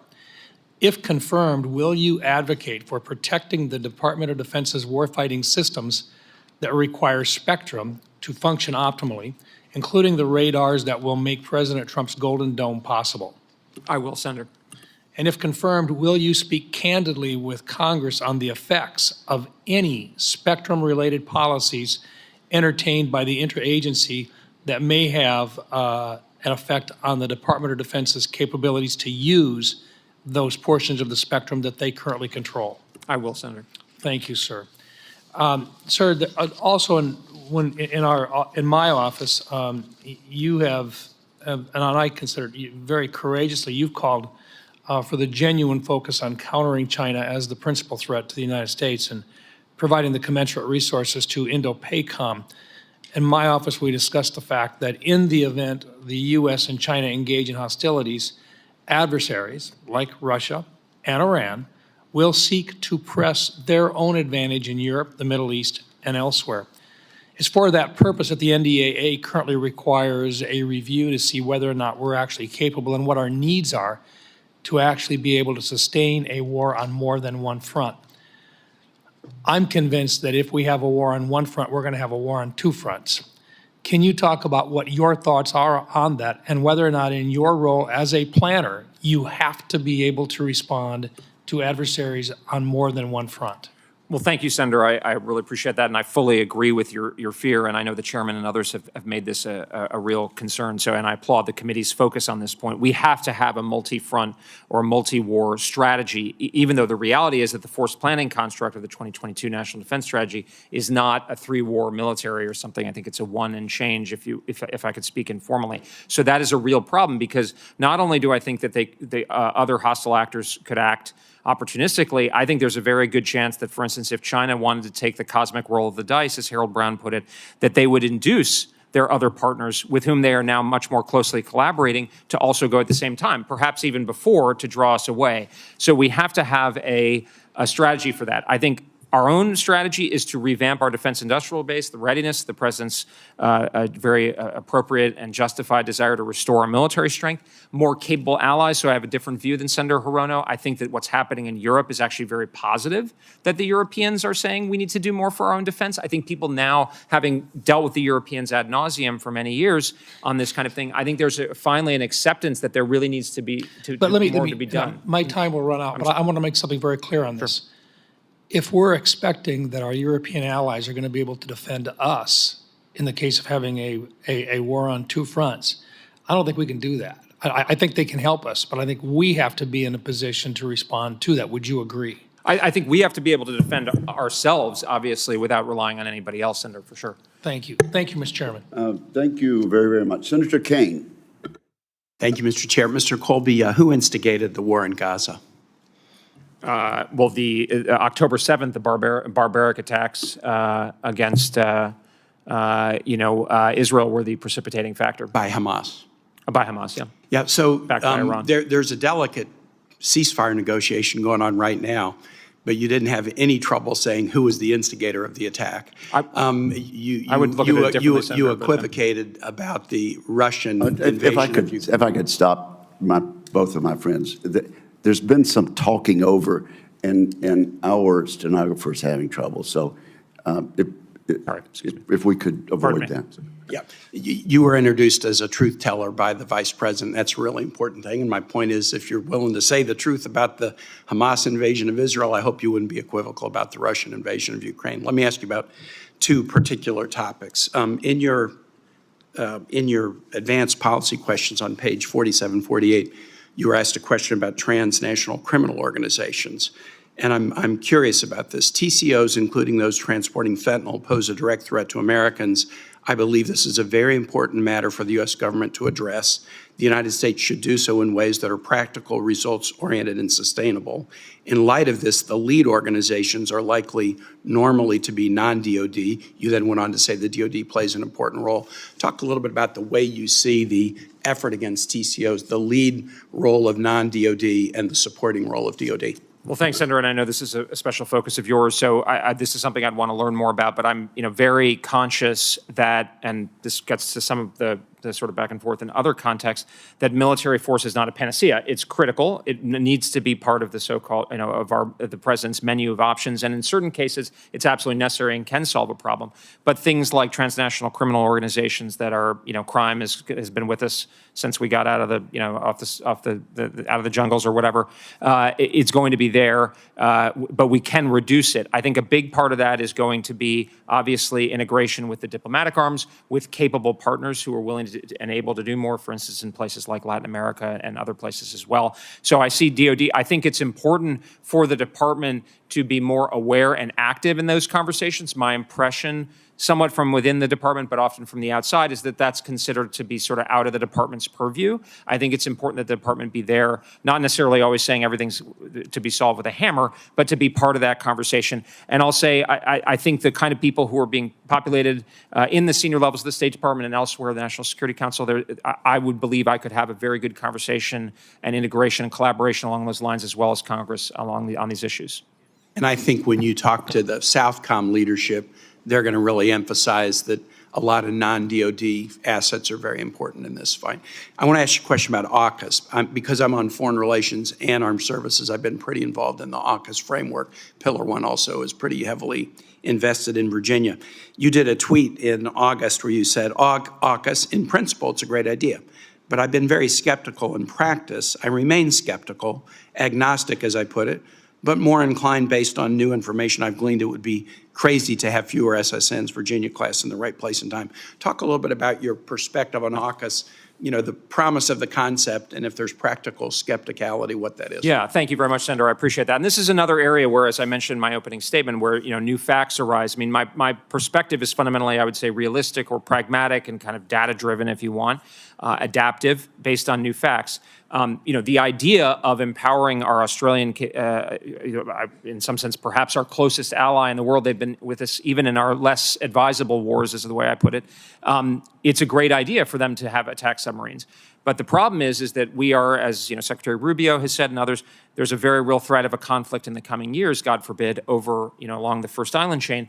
And our attack submarines, as you know well, Senator, are absolutely essential for making the defense of Taiwan or otherwise a viable and practical option, to my conversation with Senator Cotton. So if we can produce the attack submarines in sufficient number and sufficient speed, then great. But if we can't, that becomes a very difficult problem, because we don't want our servicemen and women to be in a weaker position and more vulnerable, and God forbid worse, because they're not in the right place in the right time. So my perspective, and what I've told the Australians and also the Brits, is, if confirmed, or before, I think it should be the policy of the United States government to do everything we can to make this work. And again, as we talked about in your office, Senator, this is getting back to restoring our defense industrial capacity so that we don't have to face these awful choices, but rather can be in a position where we can produce not only for ourselves, but for our allies. So having more capacity, even if it's a joint capacity, is a good thing. We just have to be careful as we try to produce an Australian capacity that we don't end up in a time period where we're sort of less than we would otherwise be. Precisely, Senator. Okay, thank you. I yield back. Thank you, Senator Kane. Senator Ernst. Yes, thank you, Mr. Chair, and good morning to you, Mr. Colby, and I want to welcome your family as well. Thank you for joining us today. I do appreciate your ongoing service and commitment to our Department of Defense. So for years, I've been calling out the waste, fraud, and abuse that we have had at the Pentagon to ensure that our taxpayer dollars are used to support our war fighters and protecting our nation. And the Department of Defense, which controls the largest portion of our discretionary budget in the federal government, has never once passed a full financial audit. The failure erodes public trust and prevents efficient use of taxpayer dollars for critical defense priorities. So, Mr. Colby, what policies will you put into place to ensure that the DoD passes an audit, as the law requires, by 2028? Well, Senator, thank you very much, and thanks for your kind words for my family, as well as the other senators. I absolutely would regard it as a priority, if confirmed, to make sure that the policies are in place to encourage efficiency and compliance with a federal audit. I agree with you, Senator. I mean, for the amount of money that we're spending, we should be getting better results. And I'm confident, and of course, your leadership in the Doge Caucus and so forth, this is a real potential where we could get much better results and have a better defense industrial base kind of situation, better readiness for our forces. So I would certainly commit. I don't have a specific recommendation at this point, but I'd most welcome hearing your thoughts and your team's thoughts about how to do that. Well, thank you, and I truly look forward to working with you on that issue as well. Let's go to the Middle East. I know there has been a lot of discussion already this morning about the Middle East and Central Command. The signing of the Abraham Accords during the first Trump administration, significant achievement. It was monumental. It was a strategic breakthrough for the region. I've worked to expand this agreement through legislation in previous defense bills. We've focused on enhanced integration with our partners, which could be the examples that we've had: air and missile defense, artificial intelligence capabilities, and maritime cooperation to counter Iran. So what are your thoughts in expanding the Abraham Accords? How can we accomplish that? Well, thanks, Senator. I think the Abraham Accords were a triumph of President Trump's first term, and I'm very hopeful that they can be built on in this term. I think they're an example of where diplomacy that isn't expected and maybe kind of unorthodox in certain ways can nonetheless come about. And I think it offers part of the solution to dealing with Iran's regional hegemonic aspirations, its use of proxies and so forth, although it's not exclusively so. But I think, if confirmed from a defense point of view, this is an area where there's a lot that can be done to build up the capabilities of those like the Emiratis, the Saudis with their reforms, obviously consistent with Israel's qualitative military edge and so forth. But I'm a really big fan of the Abraham Accords and the model, and if confirmed, I'd put a lot of sort of shoulder into it. Wonderful. And you mentioned the Emiratis, but also the Saudis as well. So thoughts on normalization, how we could assist with that with the kingdom? Well, Senator, I'm not fully briefed on exactly where things are. I think the more we can promote and encourage normalization, I assume you mean between Riyadh and Jerusalem, I think that would be that would be a huge coup. I've seen reporting on that. In the press, I don't know where things stand. Again, that's an area where quiet diplomacy probably is probably the most effective. But I think that would be an incredible thing. And if I were confirmed, I would certainly I would support that efforts in that direction. I do too. I think that would lend to additional stability across the Middle East by the addition of that normalization between Jerusalem and Riyadh. So as we discussed during our in-office meeting, I've been working a very long time to combat sexual assault in our military. Secretary Hegseth committed to appointing a senior official to ensure a focus on sexual assault prevention within the Department of Defense. So, Mr. Colby, if confirmed, will you work with me on this appointment to ensure focused leadership on this critical issue? And will you commit to providing Congress with regular updates on the progress made in this area? I will, Senator. Okay. I appreciate just being straightforward on that. Thank you. So again, just in remaining time, and I know my dear friend from Alaska will talk a little more about NATO, but talking about how relationships matter around the globe, just in the remaining time, just give me your stance on America remain engaged on the world stage. Yes, Senator, I think America should remain engaged on the world stage, and a lot of what I'm trying to argue for is a way to do that, and I think is sustainable with the threats that we face and the national resources we have and our long-term interests. Thank you very much, Mr. Colby. Thank you, Mr. Chair. Mr. Colby, I think I'm going to ask you to enlarge on that on the record. So at this point, I think that'd be helpful. Senator King, Senator Warren beat you here, so she gets to go first. Senator Warren. No, Senator King. Okay. Senator King. Thank you. Mr. Colby, the Vice President characterized you as a truth teller, someone who would tell the truth to power, and yet today you've not told truth of who started the war in Ukraine. I'll give you one more chance. Who started the war in Ukraine? Well, Senator, I would tell the truth. I don't think I'm saying anything that's untrue, but I also think it's important to be discreet and say things at the appropriate time and place. The problem is you tell us you're going to tell truth to power. The most obvious truth is that Russia invaded Ukraine. Everybody in the world knows that. And you won't say it here today because it appears that you don't want to offend the president. But that's the whole point of the vice president's testimony, that you would say truth to power, but you won't do it here today on the record. This is an obvious truth. Reminds me of the old country song, who are you going to believe, me or your own lying eyes? We all saw it. Well, Senator, the way I see it, sir, is that diplomacy, especially a very delicate period where I'm hoping personally hoping that things very much get back on track and head towards But peace. shouldn't diplomacy be based on the truth? Well, you've made your non-point, I suppose. Let's talk about terrorism. Deterrence doesn't work with terrorism.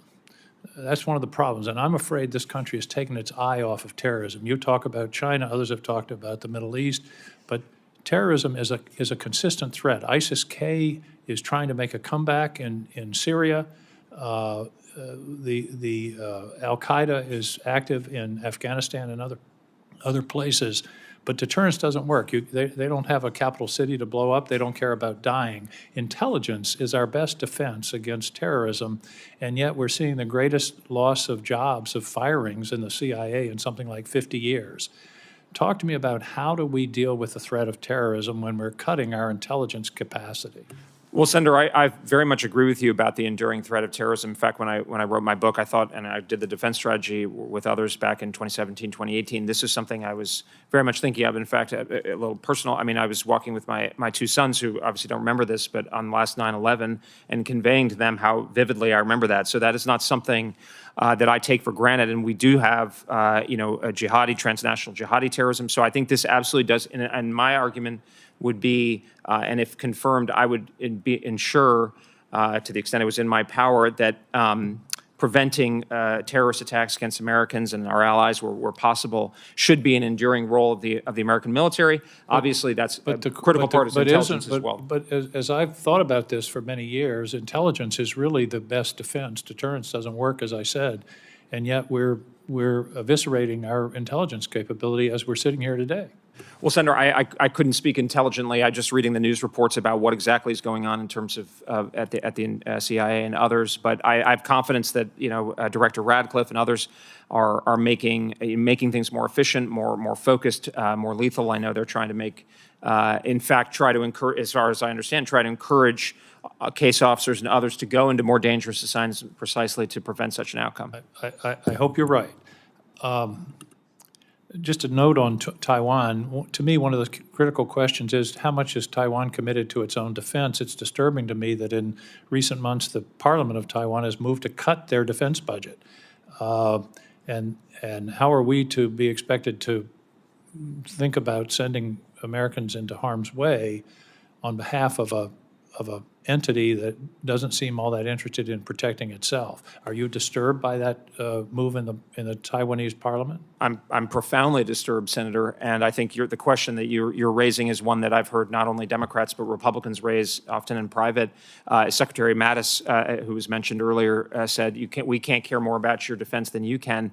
So this is where I think I've been trying in my communication and my recommendations for policy vis-a-vis Taiwan to try to induce them in whatever way possible to become, say, more like South Korea. So it's a very plausible model with a much more serious military, because not only do I don't think it's fair to Americans to ask Americans and our servicemen and women to suffer at great if our allies are not pulling their weight, but also that it won't even be viable. One more truth to power question. Last week, the United States ceased supporting the restoration and protection of the electric grid in Ukraine, which the Russians have continuously targeted. Yesterday, the administration announced its cutoff of military aid to Ukraine. Do you believe that those two things together, undermining the security of Ukraine in this critical moment, are good ideas? Senator, as I said, I think the critical thing at this point is for advance in the peace process, and for us, including Kiev, to cooperate. I think there's an opportunity. You're all about policy. I'm asking, do you think the cutoff of aid to Ukraine yesterday is good policy? Well, Senator, I'm only seeing the reports recently, but I think we need to I think the president has a plan for us to end this war, and a sustainable model for a secure and sovereign Ukraine, and a Europe that can be more defensible. And I think that's the route that we should all take. Thank you, Mr. Chairman. Thank you very much. And Senator Sullivan, you're next. Thank you, Mr. Chairman. Mr. Colby, good to see you and your family. Thank you to your family for serving everybody. I know your father's served his country very admirably as well, so thank you, all of you. I want to just make a point. 4 years ago, when the Undersecretary of Defense for Policy was testifying at his confirmation hearing, President Biden's Undersecretary, he said that one of his top priorities was to, quote, stamp out systemic racism within the ranks, unquote. My view is that began the woke assault on the military. Do you believe our military is systemically racist, Mr. Colby? I do not, Senator. And will you work with this committee and Secretary Hegseth to stamp out the remaining remnants of the woke assault that we spent 4 years dealing with under Biden and his Undersecretary of Policy and everybody else? Senator, I commit to you to work to and support of Secretary Hegseth, if confirmed, to restore a focus on lethality, readiness, meritocracy, and these kinds of values. Good. I think that's the right focus, and our military is not systemically racist, despite what the last administration told everybody.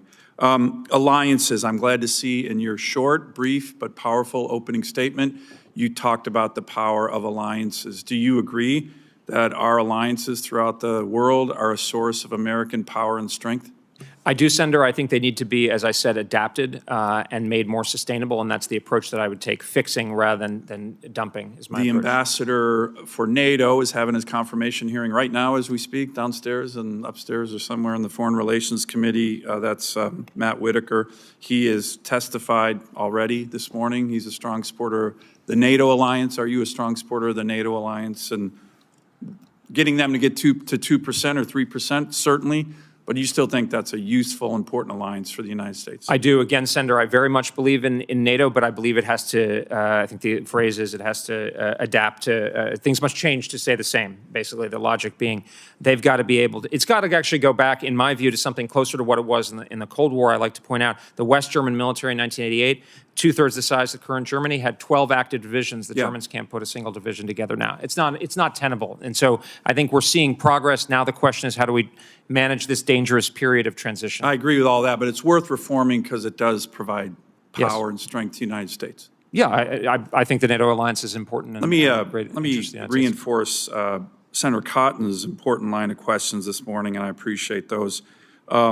Just to be clear, your suggestions in previous writings, you had a Wall Street Journal editorial that was highlighting those today, that we could tolerate Iran with a nuclear weapon, a suggestion, is no longer your view, correct? Well, Senator, if I could elaborate on this. I would just be real quick. Yeah, but I believe we should not allow Iran to have a nuclear weapon, and if confirmed, I would believe that it's my responsibility to provide credible, good military. And that's your personal view, because a lot of times you can say, well, that's the president said it. That's my own so view. that's kind of mine, but you don't really believe it. But you believe that, I believe that. Personally. Yes, and Senator, if I could. It's important, by the way. That it's your personal view. No, and what I was saying, first of all, I've been in the policy debate a long time. Not everything I said I would say. Get that. You're a public intellectual. You can't be held to. But not anymore. Obviously, I'm up for a job of great public responsibility, so I understand that. But also, I would say a lot of what I was arguing against at the time, these conversations 15 years ago, a lot of the opponents I felt had a casual, or some cases even flippant attitude towards the employment of military force. Yep. And that's a lot of what I was arguing against. Was my wording always appropriate? Was my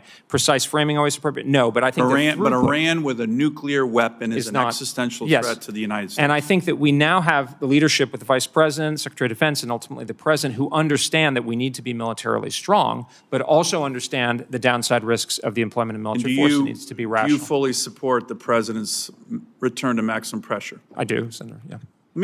Let me talk on, real quick, I only got 40 seconds left. Your 2018 National Security Strategy, I thought, was excellent. Well done. The rebalance to focus on great power competition, very important. But also, there's an element of deterrence in that that's still important. And you've written in your excellent book, Strategy of Denial, that we need to provide a credible deterrent in the Taiwan Strait to prevent China from achieving regional hegemony. But on deterrence itself, here's my question. Is deterrence divisible for the United States? And what I mean by that is, you know, when people say, well, we can let bad guys, Putin, roll in Europe, Iran, roll in the Middle East, but we're going to be strong in the Taiwan Strait. Is deterrence divisible in that way? I think it's not.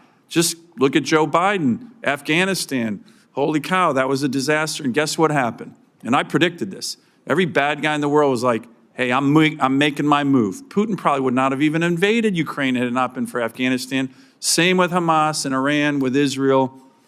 So we got to rebalance, but is deterrence divisible? Because I think that's where you and I might have a little disagreement, and you get into the danger zone there. I don't think it is, but what do you think? I think, Senator, that things are definitely interconnected, but what I'll say, and I recognize them over time, is that it's really important. I can't remember who said it, but you got to have this right stuff in the right place at the right time, and we need to make sure that we've got that. So we've got to do both of these things. We have to pay attention to the political credibility issues and how we're perceived, but at the end of the day, as you know well, given your distinguished military service, Senator, we need to have the right stuff in the right place at the right time to have the right effect. As I think Douglas MacArthur famously said, the two most infamous words in military history are too late, right? And I think that's really what that side of the equation is what I'm driving towards, Senator. Thank you very much, Mr. Colby. Now, a vote has begun. This hearing will continue, and members, if they will, may just run to vote and then come back. The ranking member has gone to vote now. And Senator Kelly, you are recognized. Thank you, Mr. Chairman. Mr. Colby, great seeing you and your family here. In introducing you, the Vice President Vance said the following, this is a quote: "You need good people in government. You need people who are going to tell the truth, who are going to look you in the eye, who are going to disagree, sometimes amicably, but actually be willing to look you in the eye and have an important conversation. Who you can trust to tell you what they actually think, agree, or disagree. And that's the kind of person that bridges." On his larger point, I agree strongly. In any business or organization or team, you need people willing to speak their mind. It's especially important in this role, where you would be setting the policy of the Department of Defense at a very dangerous time. So I've got a couple simple questions for you. Are there Russian troops fighting in Ukraine? Yes, Senator. Thank you. I really appreciate your being straightforward. Is it easier or harder for the United States to shift its focus more towards the Pacific if Putin is successful in Ukraine? Well, I think it's certainly a critical factor. I mean, there are other factors that we talked about, but I think it would be better if there's a peace and a secure and sovereign Ukraine and a NATO that's more capable of defending itself. That would make things easier for sure. If Putin is perceived as being successful, and if he comes out of this feeling that this worked out in his favor, do you think that puts other European countries at risk?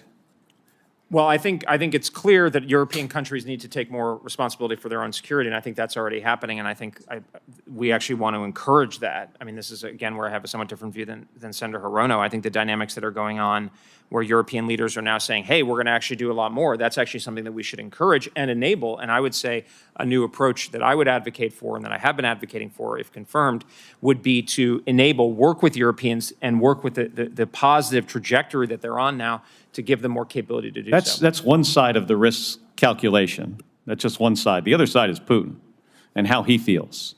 And my concern is if we set the conditions here where he feels a year, 3, 5 years from now that this was worthwhile for him, he gained territory, maybe Ukraine is not a member of NATO, that puts our European allies at risk regardless of the steps that they take now.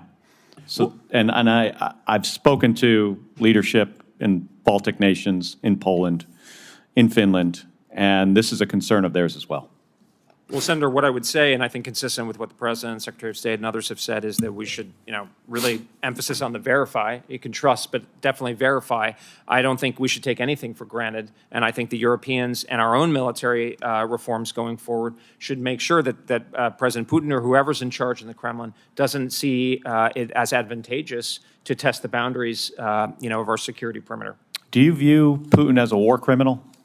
Senator, that's the kind of thing that I just don't want to, I don't think it's appropriate for me, and it would as I said, that these words are very important. As the president, I don't think I'm the right person to be commenting on this one or the other. There's factual matters, obviously, I can comment on that are not, but I think at this point, my honestly personal interest is in making sure that I don't do anything that would disrupt the resumption of a move towards peace that I think would benefit Ukraine. Do you believe there were war crimes committed in Ukraine? Senator, again, I mean, others, from, certainly that I don't think it's appropriate for me to be commenting on these more delicate issues. Could you explain how negotiations are harmed if we state something that is self-evident? How does that harm negotiations? Well, Senator, I think in all negotiations, there's often time and place you can have something in a private conversation that's much different. I think we should be clear-eyed and understanding and about what's going on and be frank with the Russians and others. But I think having that in public is a very different, I mean, for instance, the one China policy, I think we've touched on it. There are certain things that we understand that are You mentioned delicate. in public, so Yeah. you don't think it's a good idea to negotiate things in public? I generally think that these things should be, conducted behind closed doors in the appropriate form. Sometimes it might be in public, but I think that's not something that I'm driving the train on, nor would I be I agree considered with for a you. job. I don't think we should negotiate in public. That did not happen last week. Well, my understanding is that was the president, the vice president's point was that exactly that. So, Well, on another subject here, where at DOD's focused on providing, and I know I'm out of time, Mr. Chairman, but we talked about asymmetric advantage in my office in the Indo-PACOM AOR.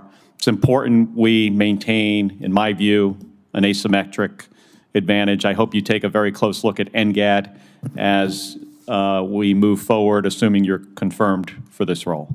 thank you, Senator. I would welcome that. I'd certainly commit to taking a closer look at that. Thank you.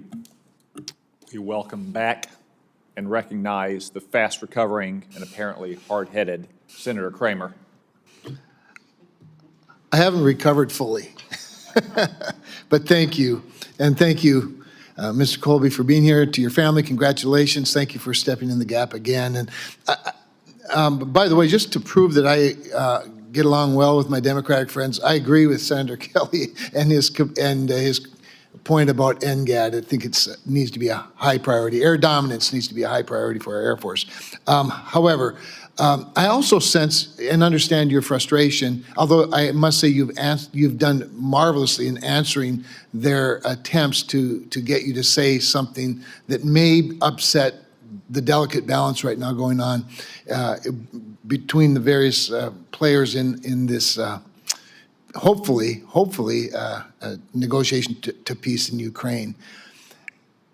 You're so much younger than me, but at least you are a student of history. Ronald Reagan was the first president I was able to vote for. And I believe he referred to communism in very negative terms, and in fact called the Soviet Union an evil empire. I also sort of recall that he once referred to Mikhail Gorbachev as his friend. It must be easier to negotiate with a friend than it is with an evil empire. Just a point I'm trying to make historically, granted not every situation is the same, these are not identical, the human beings in this matter are not the same, but I think the process is similar. And so I applaud your diplomacy in this room today. Speaking of age, literally the year I was born, the first intercontinental ballistic missile was invented, and 2 years later, the first one was installed at Minot, North Dakota, the Minuteman I. The Minuteman III came along after some time, and of course, we also have 70-year-old B-52 bombers. Both of those vehicles, of course, carry nuclear warheads, and Minot Air Force Base contains and protects the large majority of nuclear material in our arsenal.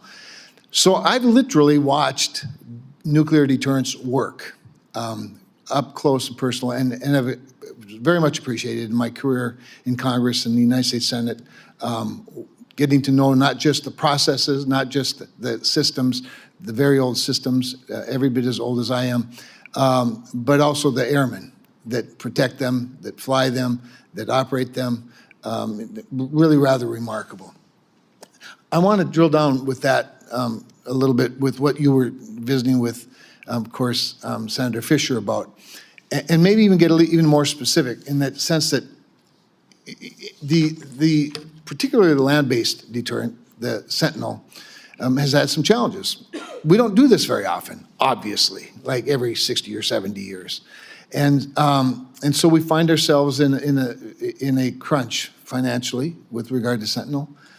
Will you commit, I mean, just commit today that you will advise the President and Congress, but especially the President, that we really do need to have that deterrence that has worked so well for so long that not a single ICBM with a nuclear warhead has had to be fired?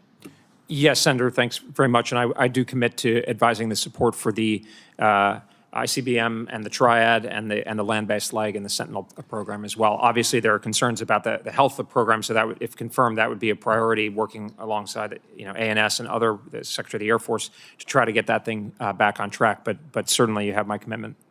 As long as we're on the issue of the Air Force, many administrations, recent administrations, have been shedding, it seems, the responsibility of the Air Force to provide good ISR, airborne ISR.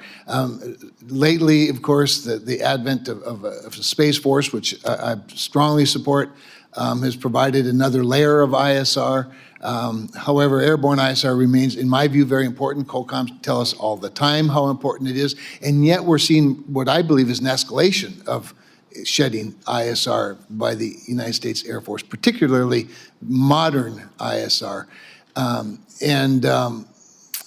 would just ask what your level of commitment is to providing. First of all, you're important. How important you feel ISR, airborne ISR, is to the Air Force and to the COCOMs, and your level of commitment to overseeing. Well, thanks, Senator. Thanks very much.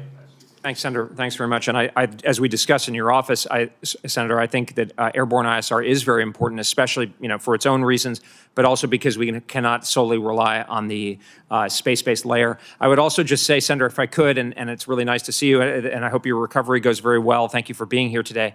I believe President Reagan, when he went to Moscow and he was asked about the evil empire during the period when he was engaging with President Gorbachev, and he kind of demurred. He said, this isn't, he said something like, well, I wouldn't put it that way at this time. So I think that shows actually President Reagan is a great example of having a clear moral, vision, but also understanding that there's a place and time for everything and being able to move and adapt to take advantage of new circumstances. Senator Peters. Thank you, Senator Cotton. Mr. Colby, good to see you, and congratulations on your nomination. It was good spending time with you in my office, discussing a variety of issues. And one of the things we talked about was how Detroit is a major contributor to the Allied war effort now, but famously back in World War II, producing tanks, anti-aircraft guns, and other weapons, nicknamed the Arsenal of Democracy by President Franklin Roosevelt. And I think you described it as the Detroit deterrent. So I liked that saying. Your previous work on the National Defense Strategy emphasized shipbuilding dominance, and you stated improving the industrial base was going to be one of your top priorities if confirmed. We both share the same goal to expand the industrial base. Not just in Michigan, but around the country, although my focus, of course, is in Michigan. So my question for you, sir, is if confirmed, what policies or initiatives would you lead to mobilize national military industrial base? We have to outproduce our adversaries, and this is going to be critical, but how would you prioritize that, and specifically how? Well, thank you very much, Senator, and I really appreciate our discussion as well. So appreciate the kind words, and I absolutely share your conviction on this and an attempt to move it forward. Obviously, a lot of the responsibility for these issues would be in places like the service secretaries and acquisition and sustainment and so forth.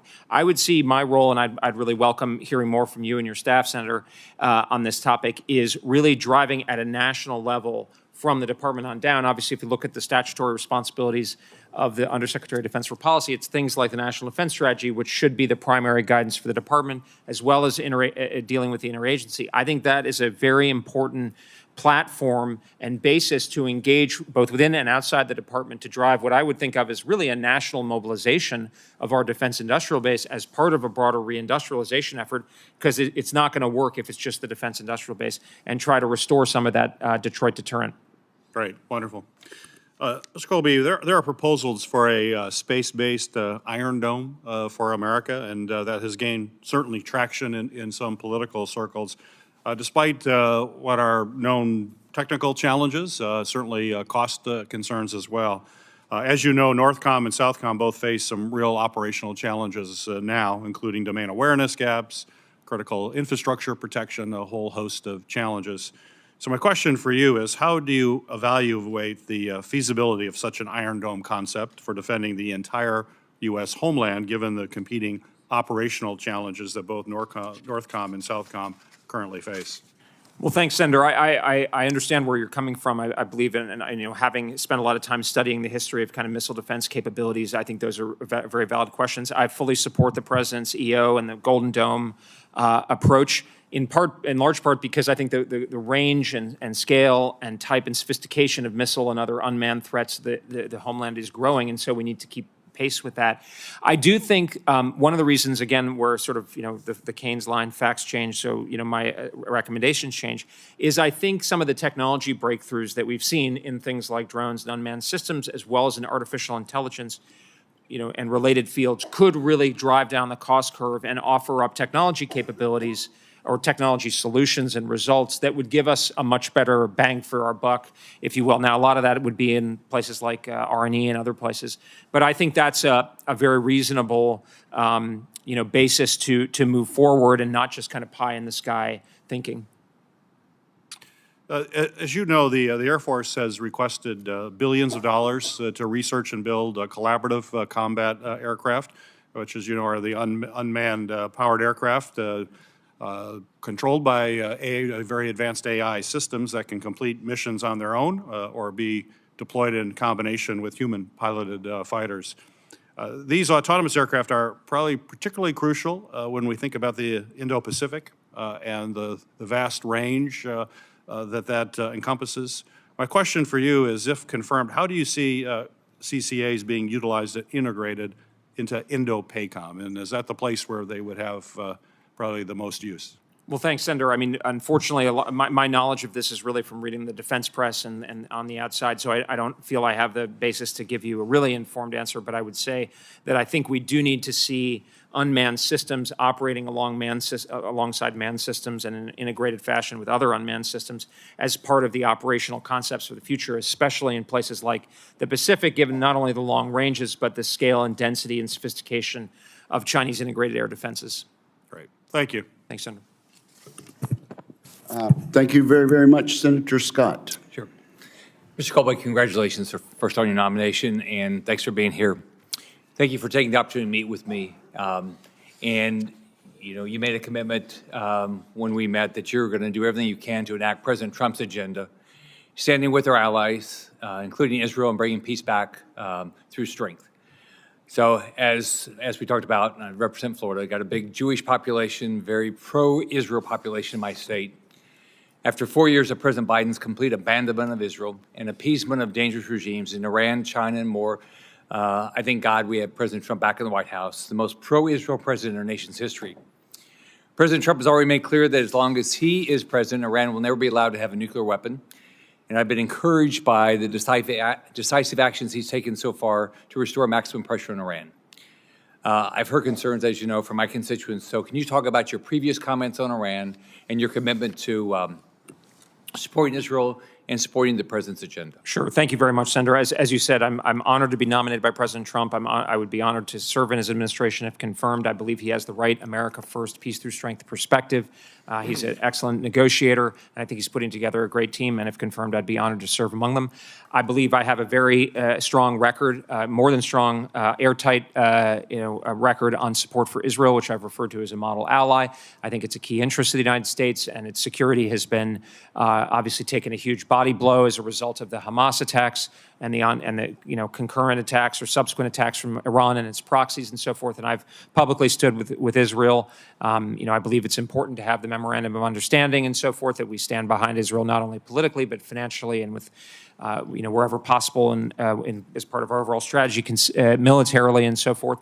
On the issue of Iran, I've made clear that my personal position, as Senator Sullivan rightly underlines, is that Iran should not have a nuclear weapon. We should deny Iran to have a nuclear weapon, and that if confirmed, it would be my personal responsibility, and my duty, to present the president with very good, plausible options that are credible options that are consistent, I should stress, with the president's overall approach, of course, which is to try to have a trust but verify negotiated agreement or something like it. But you got to have the hammer there available. What I would say, Senator, and I was discussing with Senator Sullivan a little bit, is the way that I would look at the overall kind of arc of my thinking, if you'll permit me, is to say really the thrust of my thinking and advocacy over the years and my strategic approach has been, we got to get the ends, ways, and means together. We got to have something close. I think what President Trump is talking about, very similar, we were talking about President Reagan, to the Weinberger Doctrine. Say, if you're going to, you need to be strong to get peace.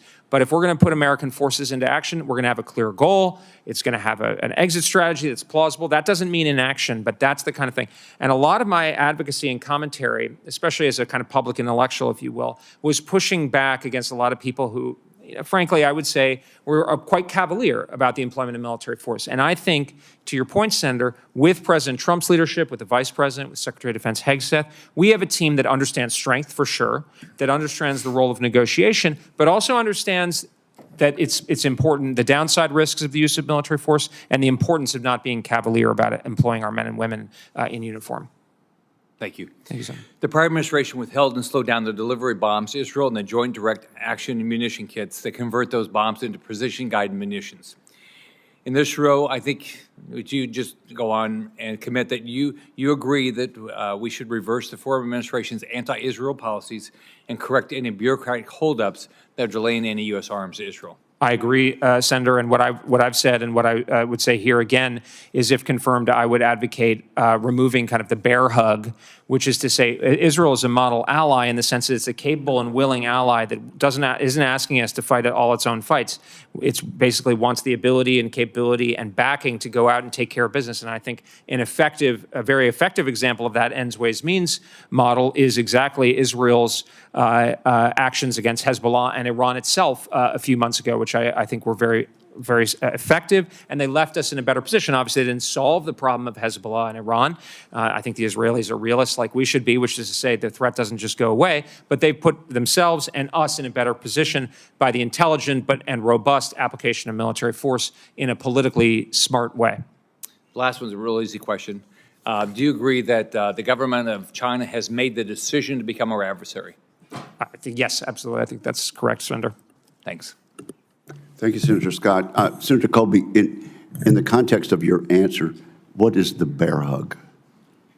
My understanding of the bear hug, from what I've been reading, is a kind of a sort of like a hovering kind of control over Israel's decisions that some people advocate, which is saying, we're going to pick and choose exactly what you can and can't do. My view, that I think is consistent with the president's view, if I may say, Senator, is that we should be looking for allies who are able but also willing to do things more autonomously and take action. I think in the case of, for instance, Hezbollah, again, just relying on public reporting, I'm not sure how much we in the United States even really knew about it, but it was very effective, and I think it ended up being more in our interest. Thank you for that explanation.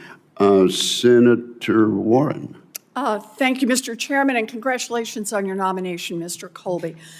So the U.S. does not target innocent civilians, and not only because that's what's right, it is also that's what's effective. General Stanley McChrystal coined the term insurgent math. You may remember hearing about this, meaning that for every civilian you kill, you create 10 new enemies. U.S. airstrikes killed as many as 48,000 civilians between 2001 and 2021. You can do the math on that. Now, most people know that killing civilians is wrong and should be rare. And when it has happened, our troops file reports. But too often, those reports don't actually receive a response from anyone. And we don't learn how to avoid future accidents that result in civilian deaths. And that's why Congress passed several reforms into law to reduce civilian harm and to improve our guidance for our service members, including establishing the Civilian Protection Center of Excellence. This center helps make military operations more effective, and it also supports troops in preventing and responding to civilian harm. So let me ask you, Mr. Colby, if confirmed, will you oversee implementation of these reforms? Do you agree that preventing civilian deaths enhances U.S. national security, including reducing risks to our own troops? I do agree with that, Senator. Good. I'm glad to hear that. It's very important. This isn't a partisan issue.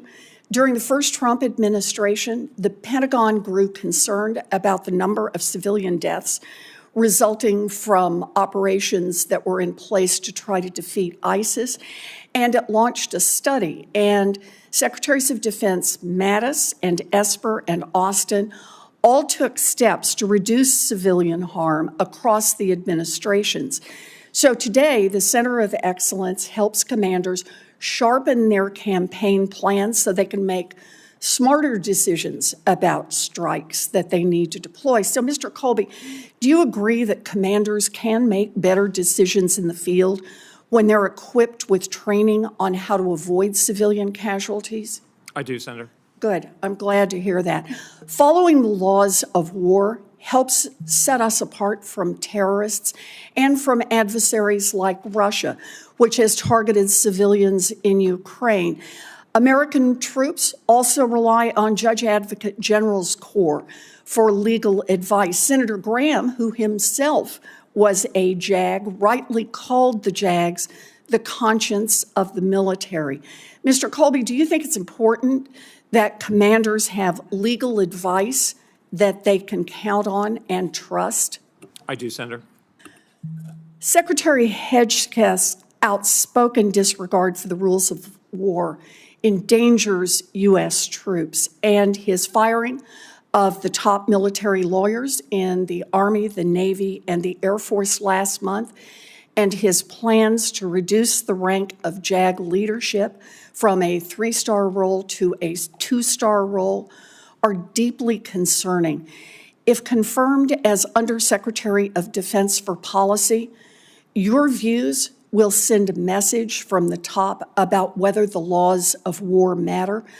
I urge you to take this seriously. I appreciate your answers today. If you want to expand on any of them, you're welcome to do so. Thank you, Senator. I've seen the reports in the press, so I can't speak about it authoritatively. I trust Secretary Hegseth's judgment. What I would say is that if confirmed, I certainly would take the laws of war very seriously. It's something I've studied in the past. I've thought about a great deal. It's part of the overall ends, ways, means, and the rational use of military power. Again, not to be sanguine about it or blasé, but to say that observing the laws of war, understanding them in a reasonable way that's consistent with combat effectiveness and military effectiveness and achieving our goals in deterrence, I think that's a very important part of the picture that I think is part of the role of the USDP if confirmed. I appreciate that, Mr. Colby. I think that helps keep our war fighters safer, and I also think it helps keep our nation safer. Thank you. Thank you, Mr. Chairman. Thank you very much, Senator.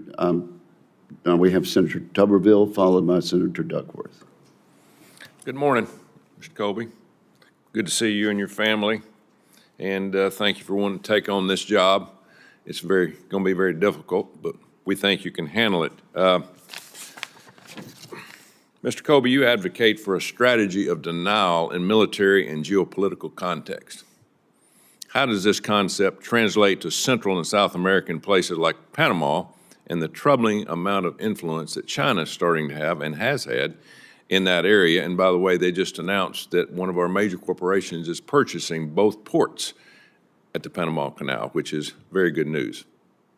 Well, thanks very much, Senator. And I think the President's early initiatives on our hemisphere in places like Panama are very encouraging. I think this is part of an overall strategy, both to secure our own interests directly, secure the territorial integrity of our homeland from unchecked migration and lethal fentanyl flows that are killing hundreds of thousands of Americans, but also to, as you said, Senator, to ensure that China does not gain a foothold or beyond a dominant position in critical areas of Latin America, which I think was happening. I think that's a big part of the strategy now. I think part of that is up to the military, but a lot of it's part of the other agencies of government, the State Department. I know former ambassador in Mexico, Ambassador Chris Landau, is going through his hearing downstairs, I believe. He's up for the Deputy Secretary of State.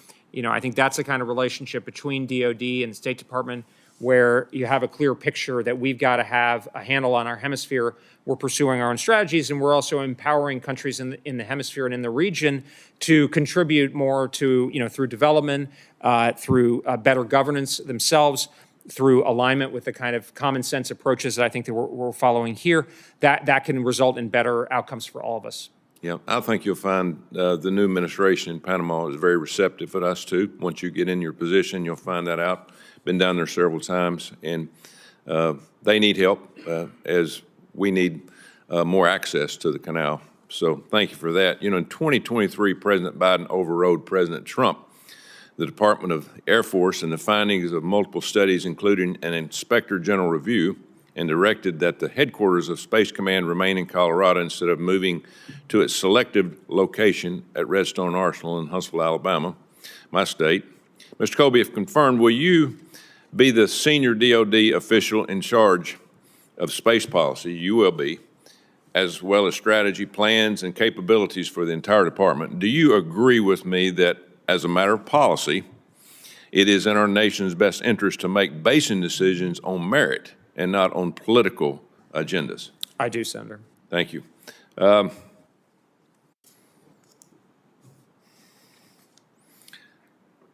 Mr. Colby, much of your work is about prioritizing our defense policy towards deterring aggression with China, our pacing challenge. What do you make of the progress made over the past few years by our adversaries toward integrating with their militaries? I'm talking about since Ukraine, Russia have had their conflict, all the people in the East basically are running to China. What's your thoughts on that? Well, I think it's really, really disturbing, Senator. I think there has been this kind of, I think of as like a counter coalition. China, Russia, Iran, North Korea. China's kind of the cornerstone of that coalition. It's by far the largest economy. Their support has made the Russian war effort in Ukraine sustainable. They're helping the Iranians are helping them. The Russians are helping the North Koreans. So I think there's a couple of things to be done about that. On the defense side, I think it's important for us to work with our allies to kind of plug the gaps in our perimeter.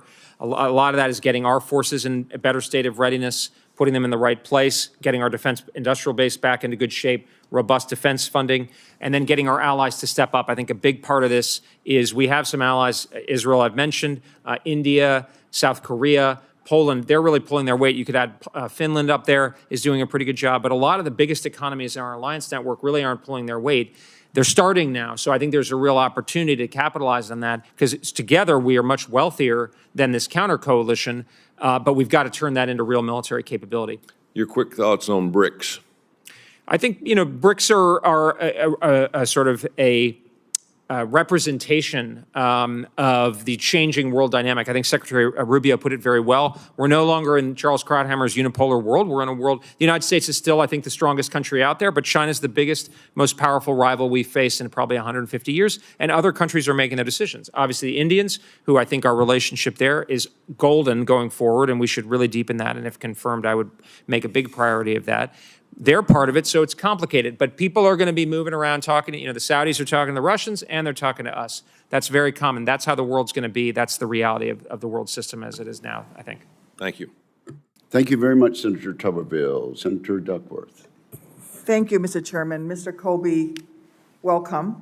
While I do not agree with many of your policy positions, I do recognize that you are one of the most experienced and knowledgeable nominees from this administration to come before this committee. And I appreciated our conversation in my office very much. It is clear to me that, unlike most Trump national security nominees, you actually have been putting in the work to become an expert in your field. That said, expertise alone is not enough. Integrity, adherence to the rule of law, and unwavering commitment to uphold our democratic institutions are just as essential.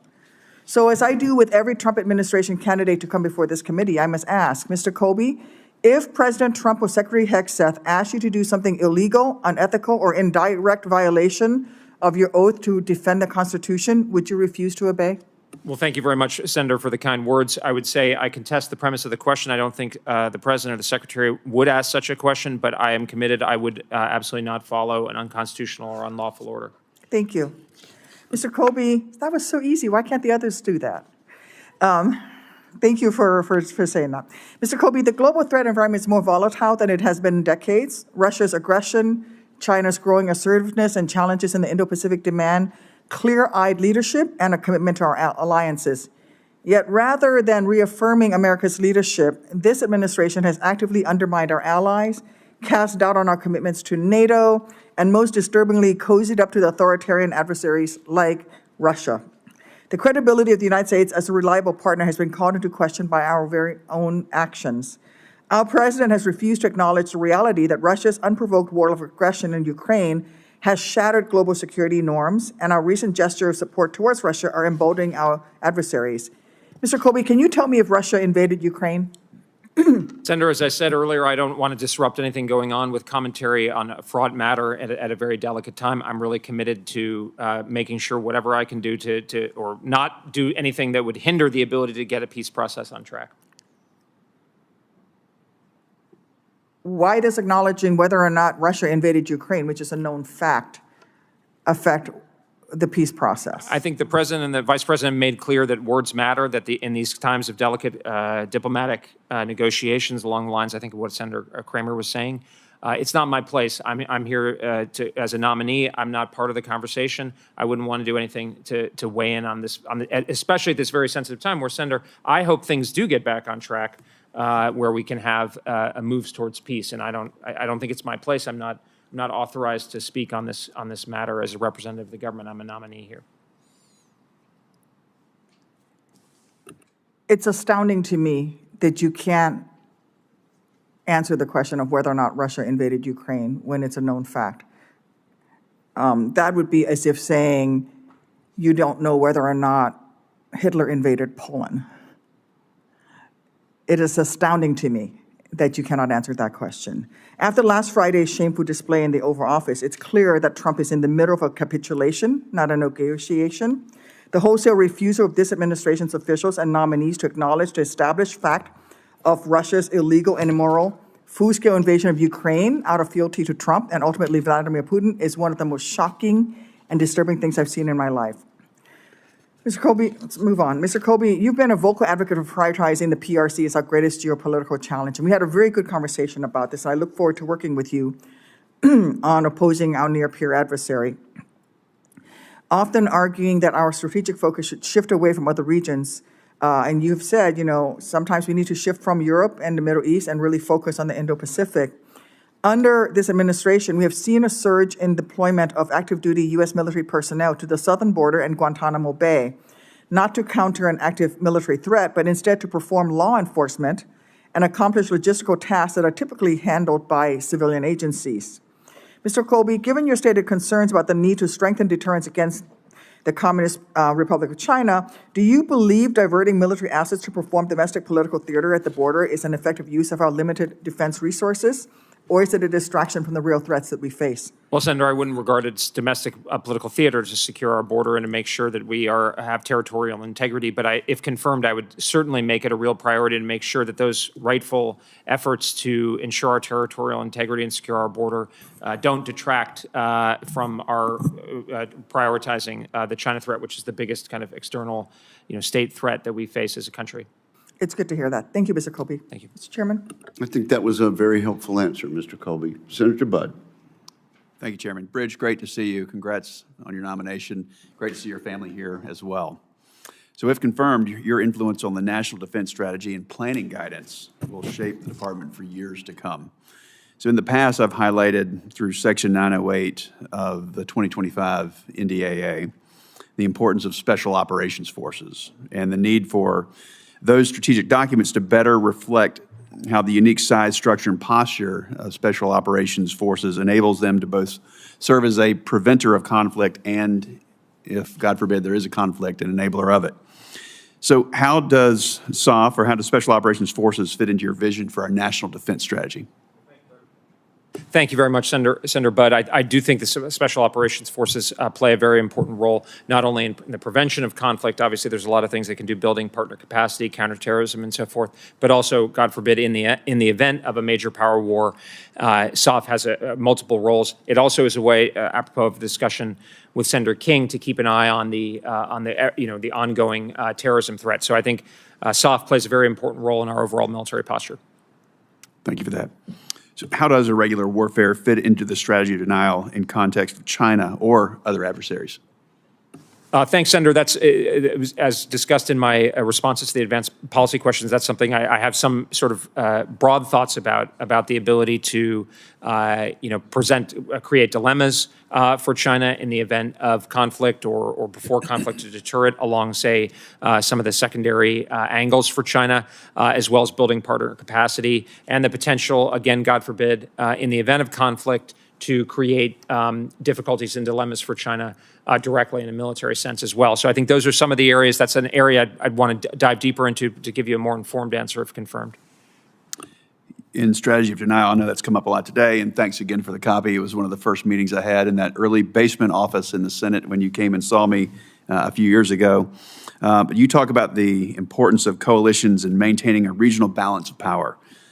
So if a coalition is too small, it lacks influence. If it's too big, it may lack commitment from the members. So what does an optimal coalition look like to maintain the balance of power in the Indo-Pacific? Well, thank you very much, Senator. You're very kind. And that's something, as you may recall, I discussed in my book a lot. I think we actually are in pretty good shape in terms of the formal security commitments, apropos of my discussion with Senator Cotton, I think, and the chairman as well. We have very strong alliances with Japan, right, South Korea, the Philippines. I think we have a very strong security relationship with Taiwan. Of course, Australia is very strong. And then I think we have a very deepening and important relationship with India that's directly proximate. I think we also could build effectively on a partnership with Vietnam. Obviously, we have a long and kind of fraught history with Vietnam, but the Vietnamese, say what you will, they're committed to defending themselves, and they see, I think, the challenge from China. So I think those are some of the places where we can work. I think if we can kind of hold the line at that way, that's would be an effective model going forward. And then, of course, there are ways at the diplomatic level and political level to use mechanisms like the Quad to build on that. But from a defense point of view, I think the defense perimeter along the first island chain is the one that makes the most sense. Thank you. So given China's coercive activities in the Indo-Pacific, do you see any states hedging, and what can we do to minimize those states' concern about the U.S. commitment to regional stability and security? Well, I think that's a really important question. I think in a sense you see hedging behavior all the time. You see balancing behavior by countries, take Taiwan or Japan, for instance. Japan is, albeit far too slowly, increasing its defense level of effort. It needs to go a lot farther, a lot faster. But you also see some hedging behavior. You see, engagement with Beijing. And I think all of the countries are kind of, continually reevaluating. I think the most important thing that we can do is have credible, capable military forces that are in the right place at the right time, to my discussion with Senator Sullivan, to be able to defeat sustained and effective Chinese aggression against a country within our security perimeter. So what are your thoughts on a NATO-like alliance in the Indo-Pacific? I'm not theologically opposed to it, Senator, but I've been skeptical. I was in Korea earlier last year, and there's the trilateral with the United States, Japan, and Korea. I think that's encouraging in some ways, but if we look at South Korean political dynamics over the last 6 to 8 months, it's not clear that that's going to be enduring. And so I think there's a lot of spade work and political capital that's put into a multilateral organization, whereas I think something may be building up to have more multilateralization in the region, but not the huge ambition of an Asian NATO, especially because you've got Japan over here, India over here, Australia down here. Their circumstances are quite distinct. Thank you very much, Chairman. Thank you very much, Senator Budd. Senator Rosen. Well, thank you, Chairman Wicker, Ranking Member Reed, for holding this hearing. Thank you, Mr. Colby, for meeting with me earlier and for your willingness to serve. Before I begin my questions, I want to add my voice to those of my colleagues to express my deep frustration with Friday's shameful Oval Office performance, followed by the President's decision last night to halt the delivery of U.S. military assistance to Ukraine in their fight for their country against a brutal dictator's invasion. I cannot believe that the United States would side with dictators over democracies, over our democratic partners and allies. We must stand with Ukraine. With that, I'm going to move on to a different part of the world, Iran, because we have to combat Iranian aggression.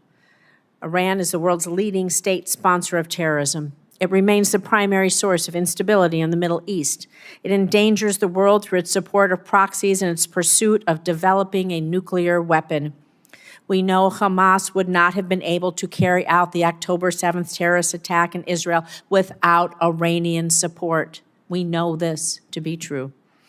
Across the region, Iran also continues to work against American interests and poses one of the greatest threats to U.S. military personnel and those of our allies and partners.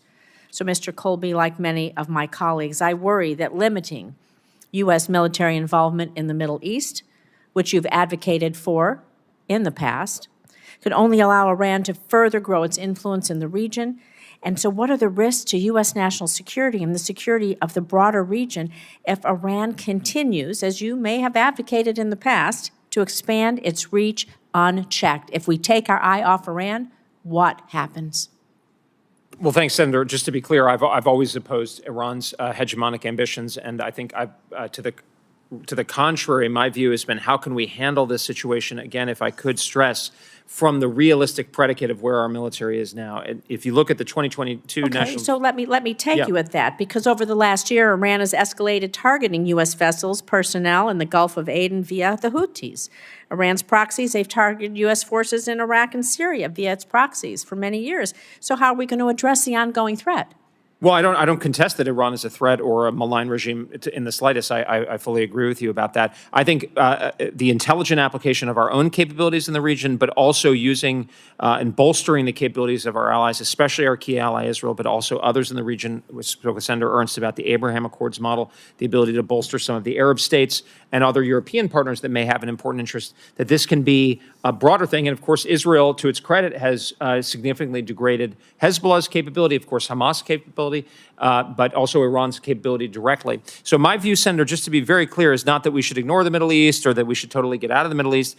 I'm baselining off the reality that I think all of us, candidly, must baseline off of, which is that we don't have a multi-war military. And you mentioned some of the things that the Iranians have been doing. Well, Admiral Paparo said the other day that the Chinese are now basically in the business of conducting rehearsals, not even exercises. And Frank Kendall, the Secretary of the Air Force, said a couple months ago, at the Biden administration, Secretary of the Air Force, he said not only are the Chinese on track to get ready by 2027, but the PLA will say it's ready by 2027. Let's talk about China, because I want to learn about China's lessons from Ukraine. China's been identified, of course, as you say, the pacing challenge for the Department of Defense across both the Trump and the Biden administrations.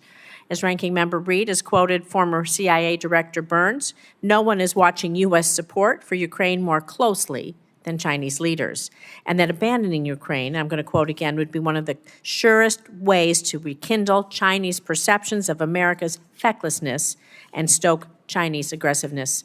So, Mr. Colby, after Friday's shameful performance in the Oval Office, what message did President Trump and Vice President Vance send to China regarding American resolve to back democracies against brutal dictators? And how does taking our eye off the ball anywhere make us any less safe? Well, Senator Rosen, I'd point out that Director Burns, who's a distinguished foreign policy professional, has also said repeatedly that China was continuing to plan to move towards the 2027, and that Xi Jinping did have the intent to ultimately resolve the issue. So, Director Burns is obviously a foreign policy expert of great distinction, but if you look at what he himself has said— Can I ask you a quick question? Sure, yeah. Do you think that China, Russia, Iran, and North Korea are working in concert against us to present this multilateral challenge against us so that we won't fight back? So how do you justify taking our eye off the ball anywhere? It's arithmetic with respect, Senator. Right. First of all, your answer to that question was yes, and now you're elaborating on that answer. Yes, Senator. Again, I hear much slower than you two talk. My apologies. Would you like me to continue, Senator? Yes, if you would elaborate on your affirmative answer to that question. Yes, Senator, I do believe there's a counter coalition that is working as active, and I know the Chairman, you talked about this extensively, but again, the factual predicate that I think we all must proceed from is that, as the 2022 National Defense Strategy said, we have a one-war military in change. We don't have a military that's capable of fighting four adversaries at the same time. I would like, in theory, in principle, to have such a, but that's not the reality. I believe, especially because the threat is so acute, concrete and so realistic. And because of the very real possibility of multi-front war, we must have a realistic plan. And I feel a special obligation that if confirmed, I must deliver a strategy that actually deals with that.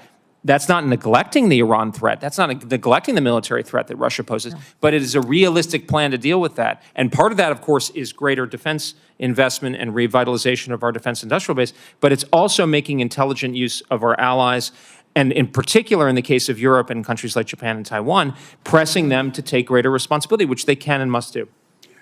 Thank you very much, and thank you for that elaboration, which allowed us which required us to take a little extra time. And Mr. Colby, I think you'll acknowledge that is precisely the situation that my Peace Through Strength plan attempts to address beginning right now.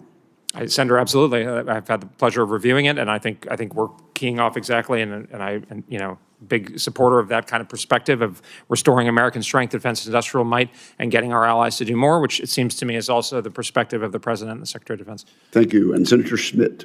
Thank you, Mr. Chairman. And I'm going to give you more of an opportunity to elaborate as a fellow realist. I think that there are a lot of hard truths that need to be told. The fact is we can't be everywhere all at once all the time. That's the truth. And so whether it's this Jacksonian or Jeffersonian or prioritizer or realist, whatever you want to call it, I think that this town has been in denial for a very long time about a very fundamental issue of scarcity, right? And so we have to make decisions.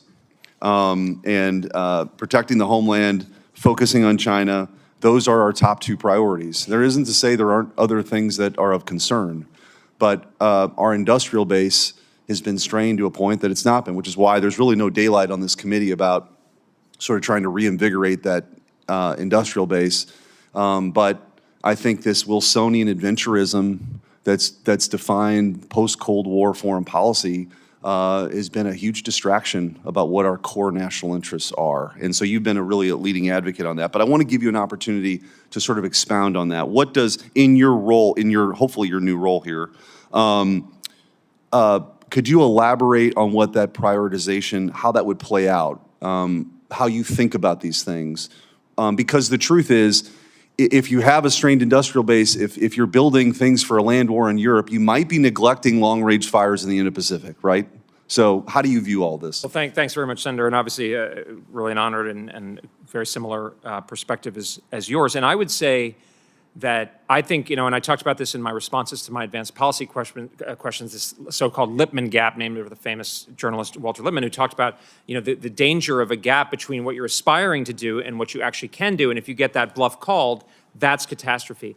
And I feel, again, and forgive me for getting a little emotional about it, but I feel we are at the precipice. I think the President is exactly right. And Mr. Chairman, I think you're absolutely right that we could be at the precipice not only of a major war, God forbid, with China itself, but by deduction of a multi-front war, and we do not have the capacity. And I don't luxuriate in that limitation. I would like to get, as you say, Senator, to a position, and we've spent a lot of time in this hearing, and I spent a lot of time saying, let's do the things necessary, Mr. Chairman, as you've talked about, to get us out of the situation, not only for our own forces, but to supply our allies. But what I've found a difficult challenge is I feel there's a kind of recognition in one part of the collective brain of the American system that this is a reality, but the behavior hasn't actually adapted yet. And what I fear is if we don't have a realistic plan, that the worst could happen and we could find ourselves in the worst possible outcome, like losing a war. And that's why I mentioned it in my opening statement, because I think, God forbid, that is actually plausible. And I want to avoid that at all costs. And by the way, I also don't want to abandon the Middle East. I don't want a nuclear Iran. I don't want Russia to run roughshod over Europe. I don't want North Korea to take over South Korea. But if we know, as a factual, empirical matter, that we can't do all those things at even remotely concurrent timelines, don't we need to have a credible plan for how to do so? And I think part of that is greater resources, Mr. Chairman, as you've advocated for, and I think that, in the reconciliation, hopefully that will be part of that reindustrialization. But also the secret sauce, I think, Senator Sullivan, as you were saying, is our allies, and they can do more, and they have done more. I mean, Japan is an incredibly wealthy economy. I mean, Taiwan, look at the investments the president got for TSMC yesterday. These are incredibly wealthy societies. Why are they not spending at levels commensurate with the threat? I don't understand. Well, and that level of, and the type of spending matters too, right? When our European allies talk about stepping up, it can't be for pensions. Right, exactly. In tough talk and percentages of increase for GDP don't win wars. Weapons do. Precisely. And the deindustrialization that's happened in Europe, and most recently in Germany, has completely kneecapped their ability to be a serious player on this, which is concerning to me. I know it's concerning to you, right? And so as it relates to the industrial base then, and we had Mr. Feinberg here last week. I think that's a really important confirmation. I think yours is as well. How do you see working together with him? Because I agree, I'm fully supportive of the chairman's initiative for the plussing up and peace through strength, but practically speaking, then how do we get to a place where we're more nimble? How do we get to a place, what are your views on this as far as procurement goes? I know that's not specifically your job, but it's related. It undergirds all of this, right, for us to be able to do it. Well, thank you, Senator. And I think actually the complementarity, I've spent some time with Mr. Feinberg, and I think we have a very natural complementarity. As I understand it, he's really presented himself more as kind of the COO of the department to get better results, and I'm more the policy and strategy guy. And I think that's a very natural complementarity where there's obviously different expertise, different experiences. So I would really welcome working with him. And then, of course, the secretary has his own set of extraordinary, I would not say that mine are extraordinary, but his set of extraordinary background and experiences and expertise. So I think, to me, I would, if confirmed, I would be very excited to work as part of that team that I think has a natural complementarity. Thank you. Thank you. Thank you, Senator Schmidt. Senator Banks. Thank you, Mr. Chairman. Mr. Colby, since we've started this hearing, a lot of things have happened. I don't know if you're not in a position to follow the news. It's laughable to me to hear the Democrats call the meeting in the Oval Office on Friday shameful. And I know I had to step out and go to a Veterans Committee hearing. I had to go vote, but I'm sure I missed a lot of the rhetoric from my Democrat colleagues about the terrible, shameful meeting in the Oval Office on Friday. You might not be aware that 1 hour ago, President Zelenskyy tweeted. He called the meeting on Friday regrettable. He said Ukraine wants peace, not forever wars. He thanked President Trump and America for our support, even for the javelins that President Trump provided in the first Trump term that kept Ukraine on its feet. But here's the kicker. President Zelenskyy now said 1 hour ago he's ready to come back to America and sign the peace deal, the minerals deal. Is it possible here that President Trump's unconventional approach is actually very effective? Yes, absolutely. I think the proof is in the pudding, and I think that's a really encouraging thing to say. I'm delighted to hear the news that we're making progress, obviously, knock on wood. I also think it shows that, trusting President Trump with these and his kind of particular deputies with this kind of high-level diplomacy is really important. And it's not for me as a nominee to be spouting off and potentially interrupting this kind of progress. It's very encouraging. I know I speak for myself, but I'm pretty confident. I know very confident you too. You want peace there. You want the Europe and the Ukraine to be in as good a position as they possibly can be. So that's very encouraging news. It seems like a pattern though with President Trump. Yeah, I think so. I mean, I think he's it's Iran. It's our other enemies abroad. It's the tariff approach. It seems like President Trump's unconventional approach is actually very effective. I think it's very effective, and I think there's a degree, he's a master negotiator, he's a deal maker, he understands leverage, and he is not going to be calculable. I think one of the main critiques I think we probably all have of the last administration was that they were highly calculable and you could kind of measure it. And so the Russians could kind of precisely calibrate it. And after 3 years, almost 3 years of conflict, things were going worse. And I think with President Trump, you have a very different dynamic. You don't know what he's going to do, but you can get a deal with him. And this is, I think, the point about not, having ad hominems is an important part. It's not, I don't think he misunderstands who Vladimir Putin is, to the contrary, but I think he understands as part of a deal, a good deal, a verifiable deal, a positive deal, And the same logic would go with Iran if, and God willing, he's able to achieve that as well, or make progress in that direction as well. That would be the same approach I think he'd take. I totally agree. I want to move on. Last year, Indo-PACOM admitted to Congress that it had the most unfunded priorities in its history, $11 billion. One of Indo-PACOM's biggest shortfalls was missile defense. At the same time, we've been giving Patriot missile defense systems to Ukraine. We fired off hundreds of million-dollar missiles shooting down $1,000 Houthi drones. How wise is it to burn through our missile defense stocks in less important parts of the world when Indo-PACOM is so desperately short of those weapons? Well, I think, Senator, thanks. This is exactly the problem I'm pointing to. That's not to say that we shouldn't be doing anything in Europe or the Middle East. To the contrary, but it's to say if we all agree that China is the top challenge and China is the most formidable threat, we need to act like it, because especially given what Admiral Paparo and others are saying, and Bill Burns has been saying, that we need to act like this could actually happen. I agree with Secretary Rubio. There is a very real threat under President Trump's, in the term that he's been elected to, given the 2027 date, that God forbid a war could happen. And I agree that President Trump has said that China would not attack Taiwan under his watch. And if confirmed, I would make it my business, my particular business, to give him the military strength to back that up, coupled with the negotiating ability, Senator, that you just referred to. Yeah, on that note, our Navy's not as big as it needs to be. We especially don't have enough Navy ships in the Pacific to counter China's rapidly growing fleet. Despite that, President Biden decided to permanently deploy more Navy ships in Europe to counter Russia, a nation which lost most of its Black Sea fleet to a country without a Navy. Mr. Colby, should we be putting more vessels in Europe when we already don't have enough in the Pacific?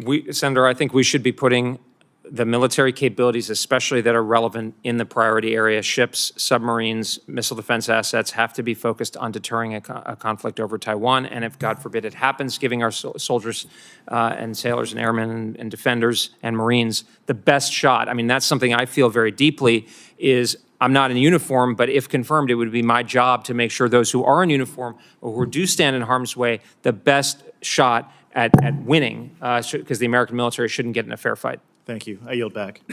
Thank you very much. And I thank you, Senator Banks, for mentioning the really encouraging developments that have taken place since this hearing began. I'm going to take the liberty of reading into the record the exact statement of President Zelenskyy today. And I quote, "I would like to reiterate Ukraine's commitment to peace. None of us wants an endless war. Ukraine is ready to come to the negotiating table as soon as possible to bring lasting peace closer. Nobody wants peace more than Ukrainians.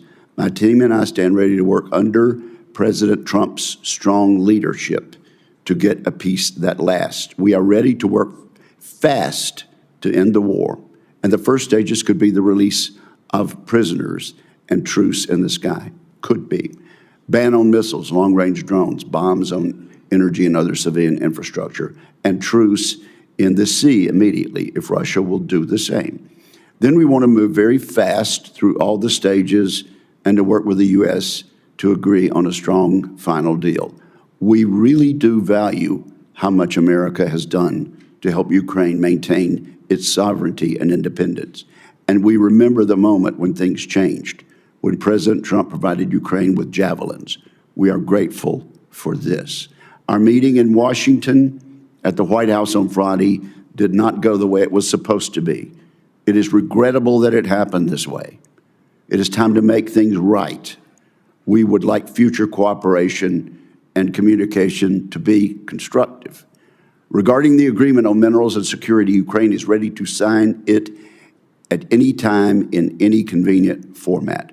We see this agreement as a step toward greater security and solid security guarantees, and I truly hope it will work effectively." End of quote.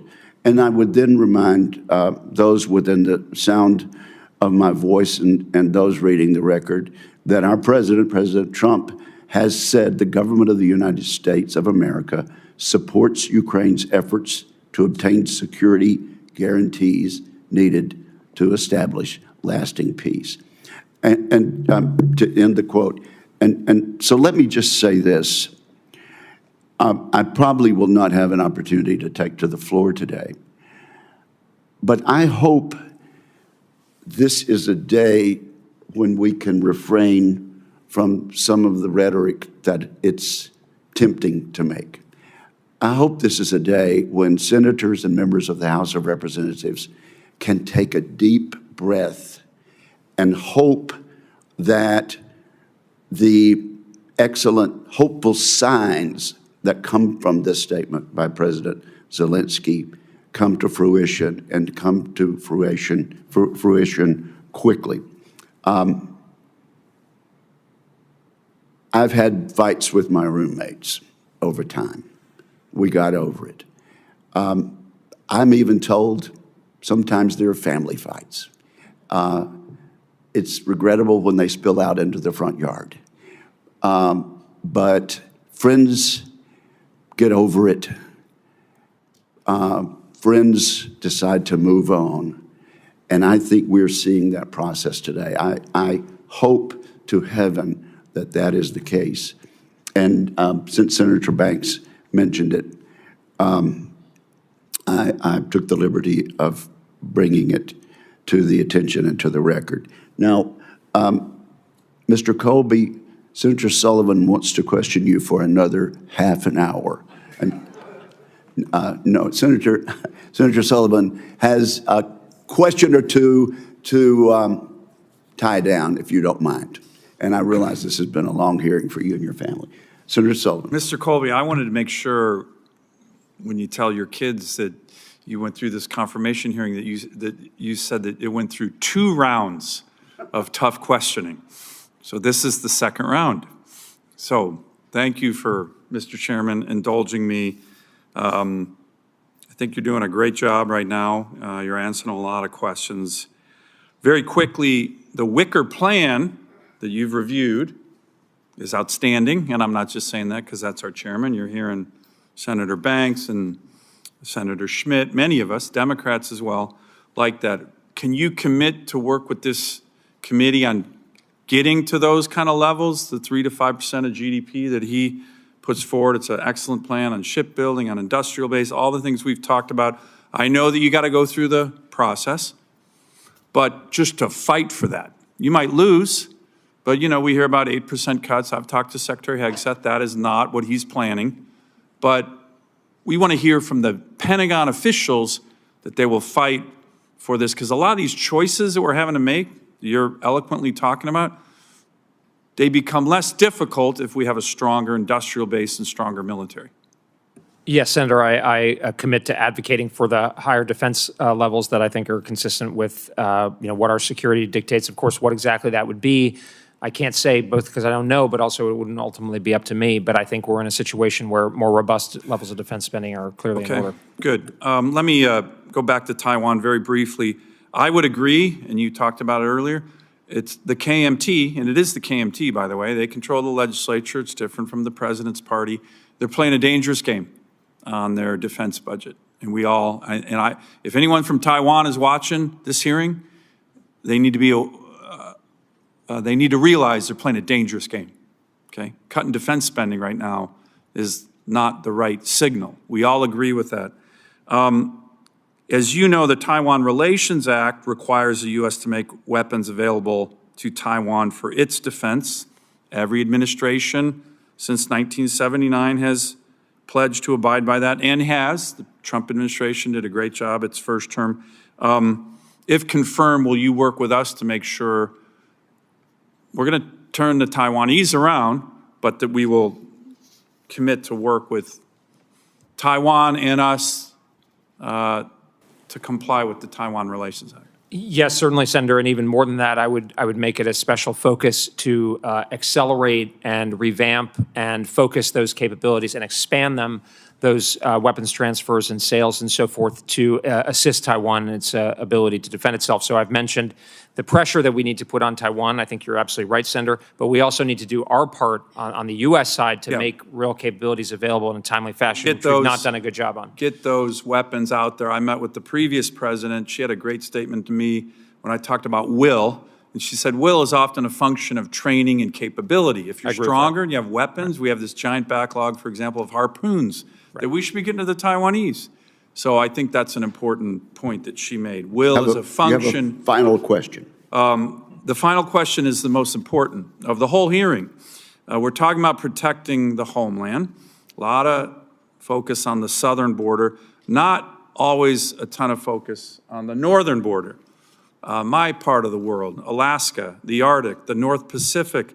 But I'm sure you've noticed, Mr. Colby, in the last couple years, we've had a huge increase in the incursions of Russian ships, Russian Bear bombers, Chinese strategic bombers doing joint patrols with Russians, joint naval task force, all in the ADIZ and the EEZ of America, in the Arctic, in the North Pacific. President Trump, after he got elected, said we'll, quote, ensure Alaska gets even more defense investment as we fully rebuild our military, especially as Russia and China are making menacing moves in the Pacific. This is just an example of how many. The NORTHCOM commander, the Indo-PACOM commander recently testified that they think they're going to see even more of that. We had 2 Bear bomber incursions in 48 hours 2 weeks ago. Both NORTHCOM and Indo-PACOM commander said it's time to they committed to reopening the Navy base here at ADAC, which is a very strategic base. I'd like your commitment to come to Alaska, come to me, come up there with me, see all our great military up there, and work with me on strengthening our northern border, in particular issues like infrastructure at ADAC, which will provide our forces the ability to respond to the attack on the northern border, which doesn't get a lot of press. Well, Senator, you're preaching to the choir on this, and it'd be a privilege to come visit Alaska with you, and I'd be honored to do it. Great. If confirmed. Thank you, Mr. Chairman. Thank you, Ms. Colby. Thank Good you, job. Senator Sullivan. And I would point out, Mr. Colby, that it's cold up there, even in the summertime. So bring your long johns. This is one of the papers that I have produced. It's the second one, Restoring Freedom's Forge. I hope you will agree that the best way to begin immediately getting enough submarines to have in the Pacific and doing so efficiently and using more modern techniques is to explore this very type of innovation. I do agree, Senator. Yeah. Thank you very much. This concludes today's hearing. I'd like to thank our witness for his testimony, and thanks to the family. The restrooms are right down the hall. For the information of members, questions for the record will be due to the committee within 2 business days at the conclusion of the hearing. We are adjourned.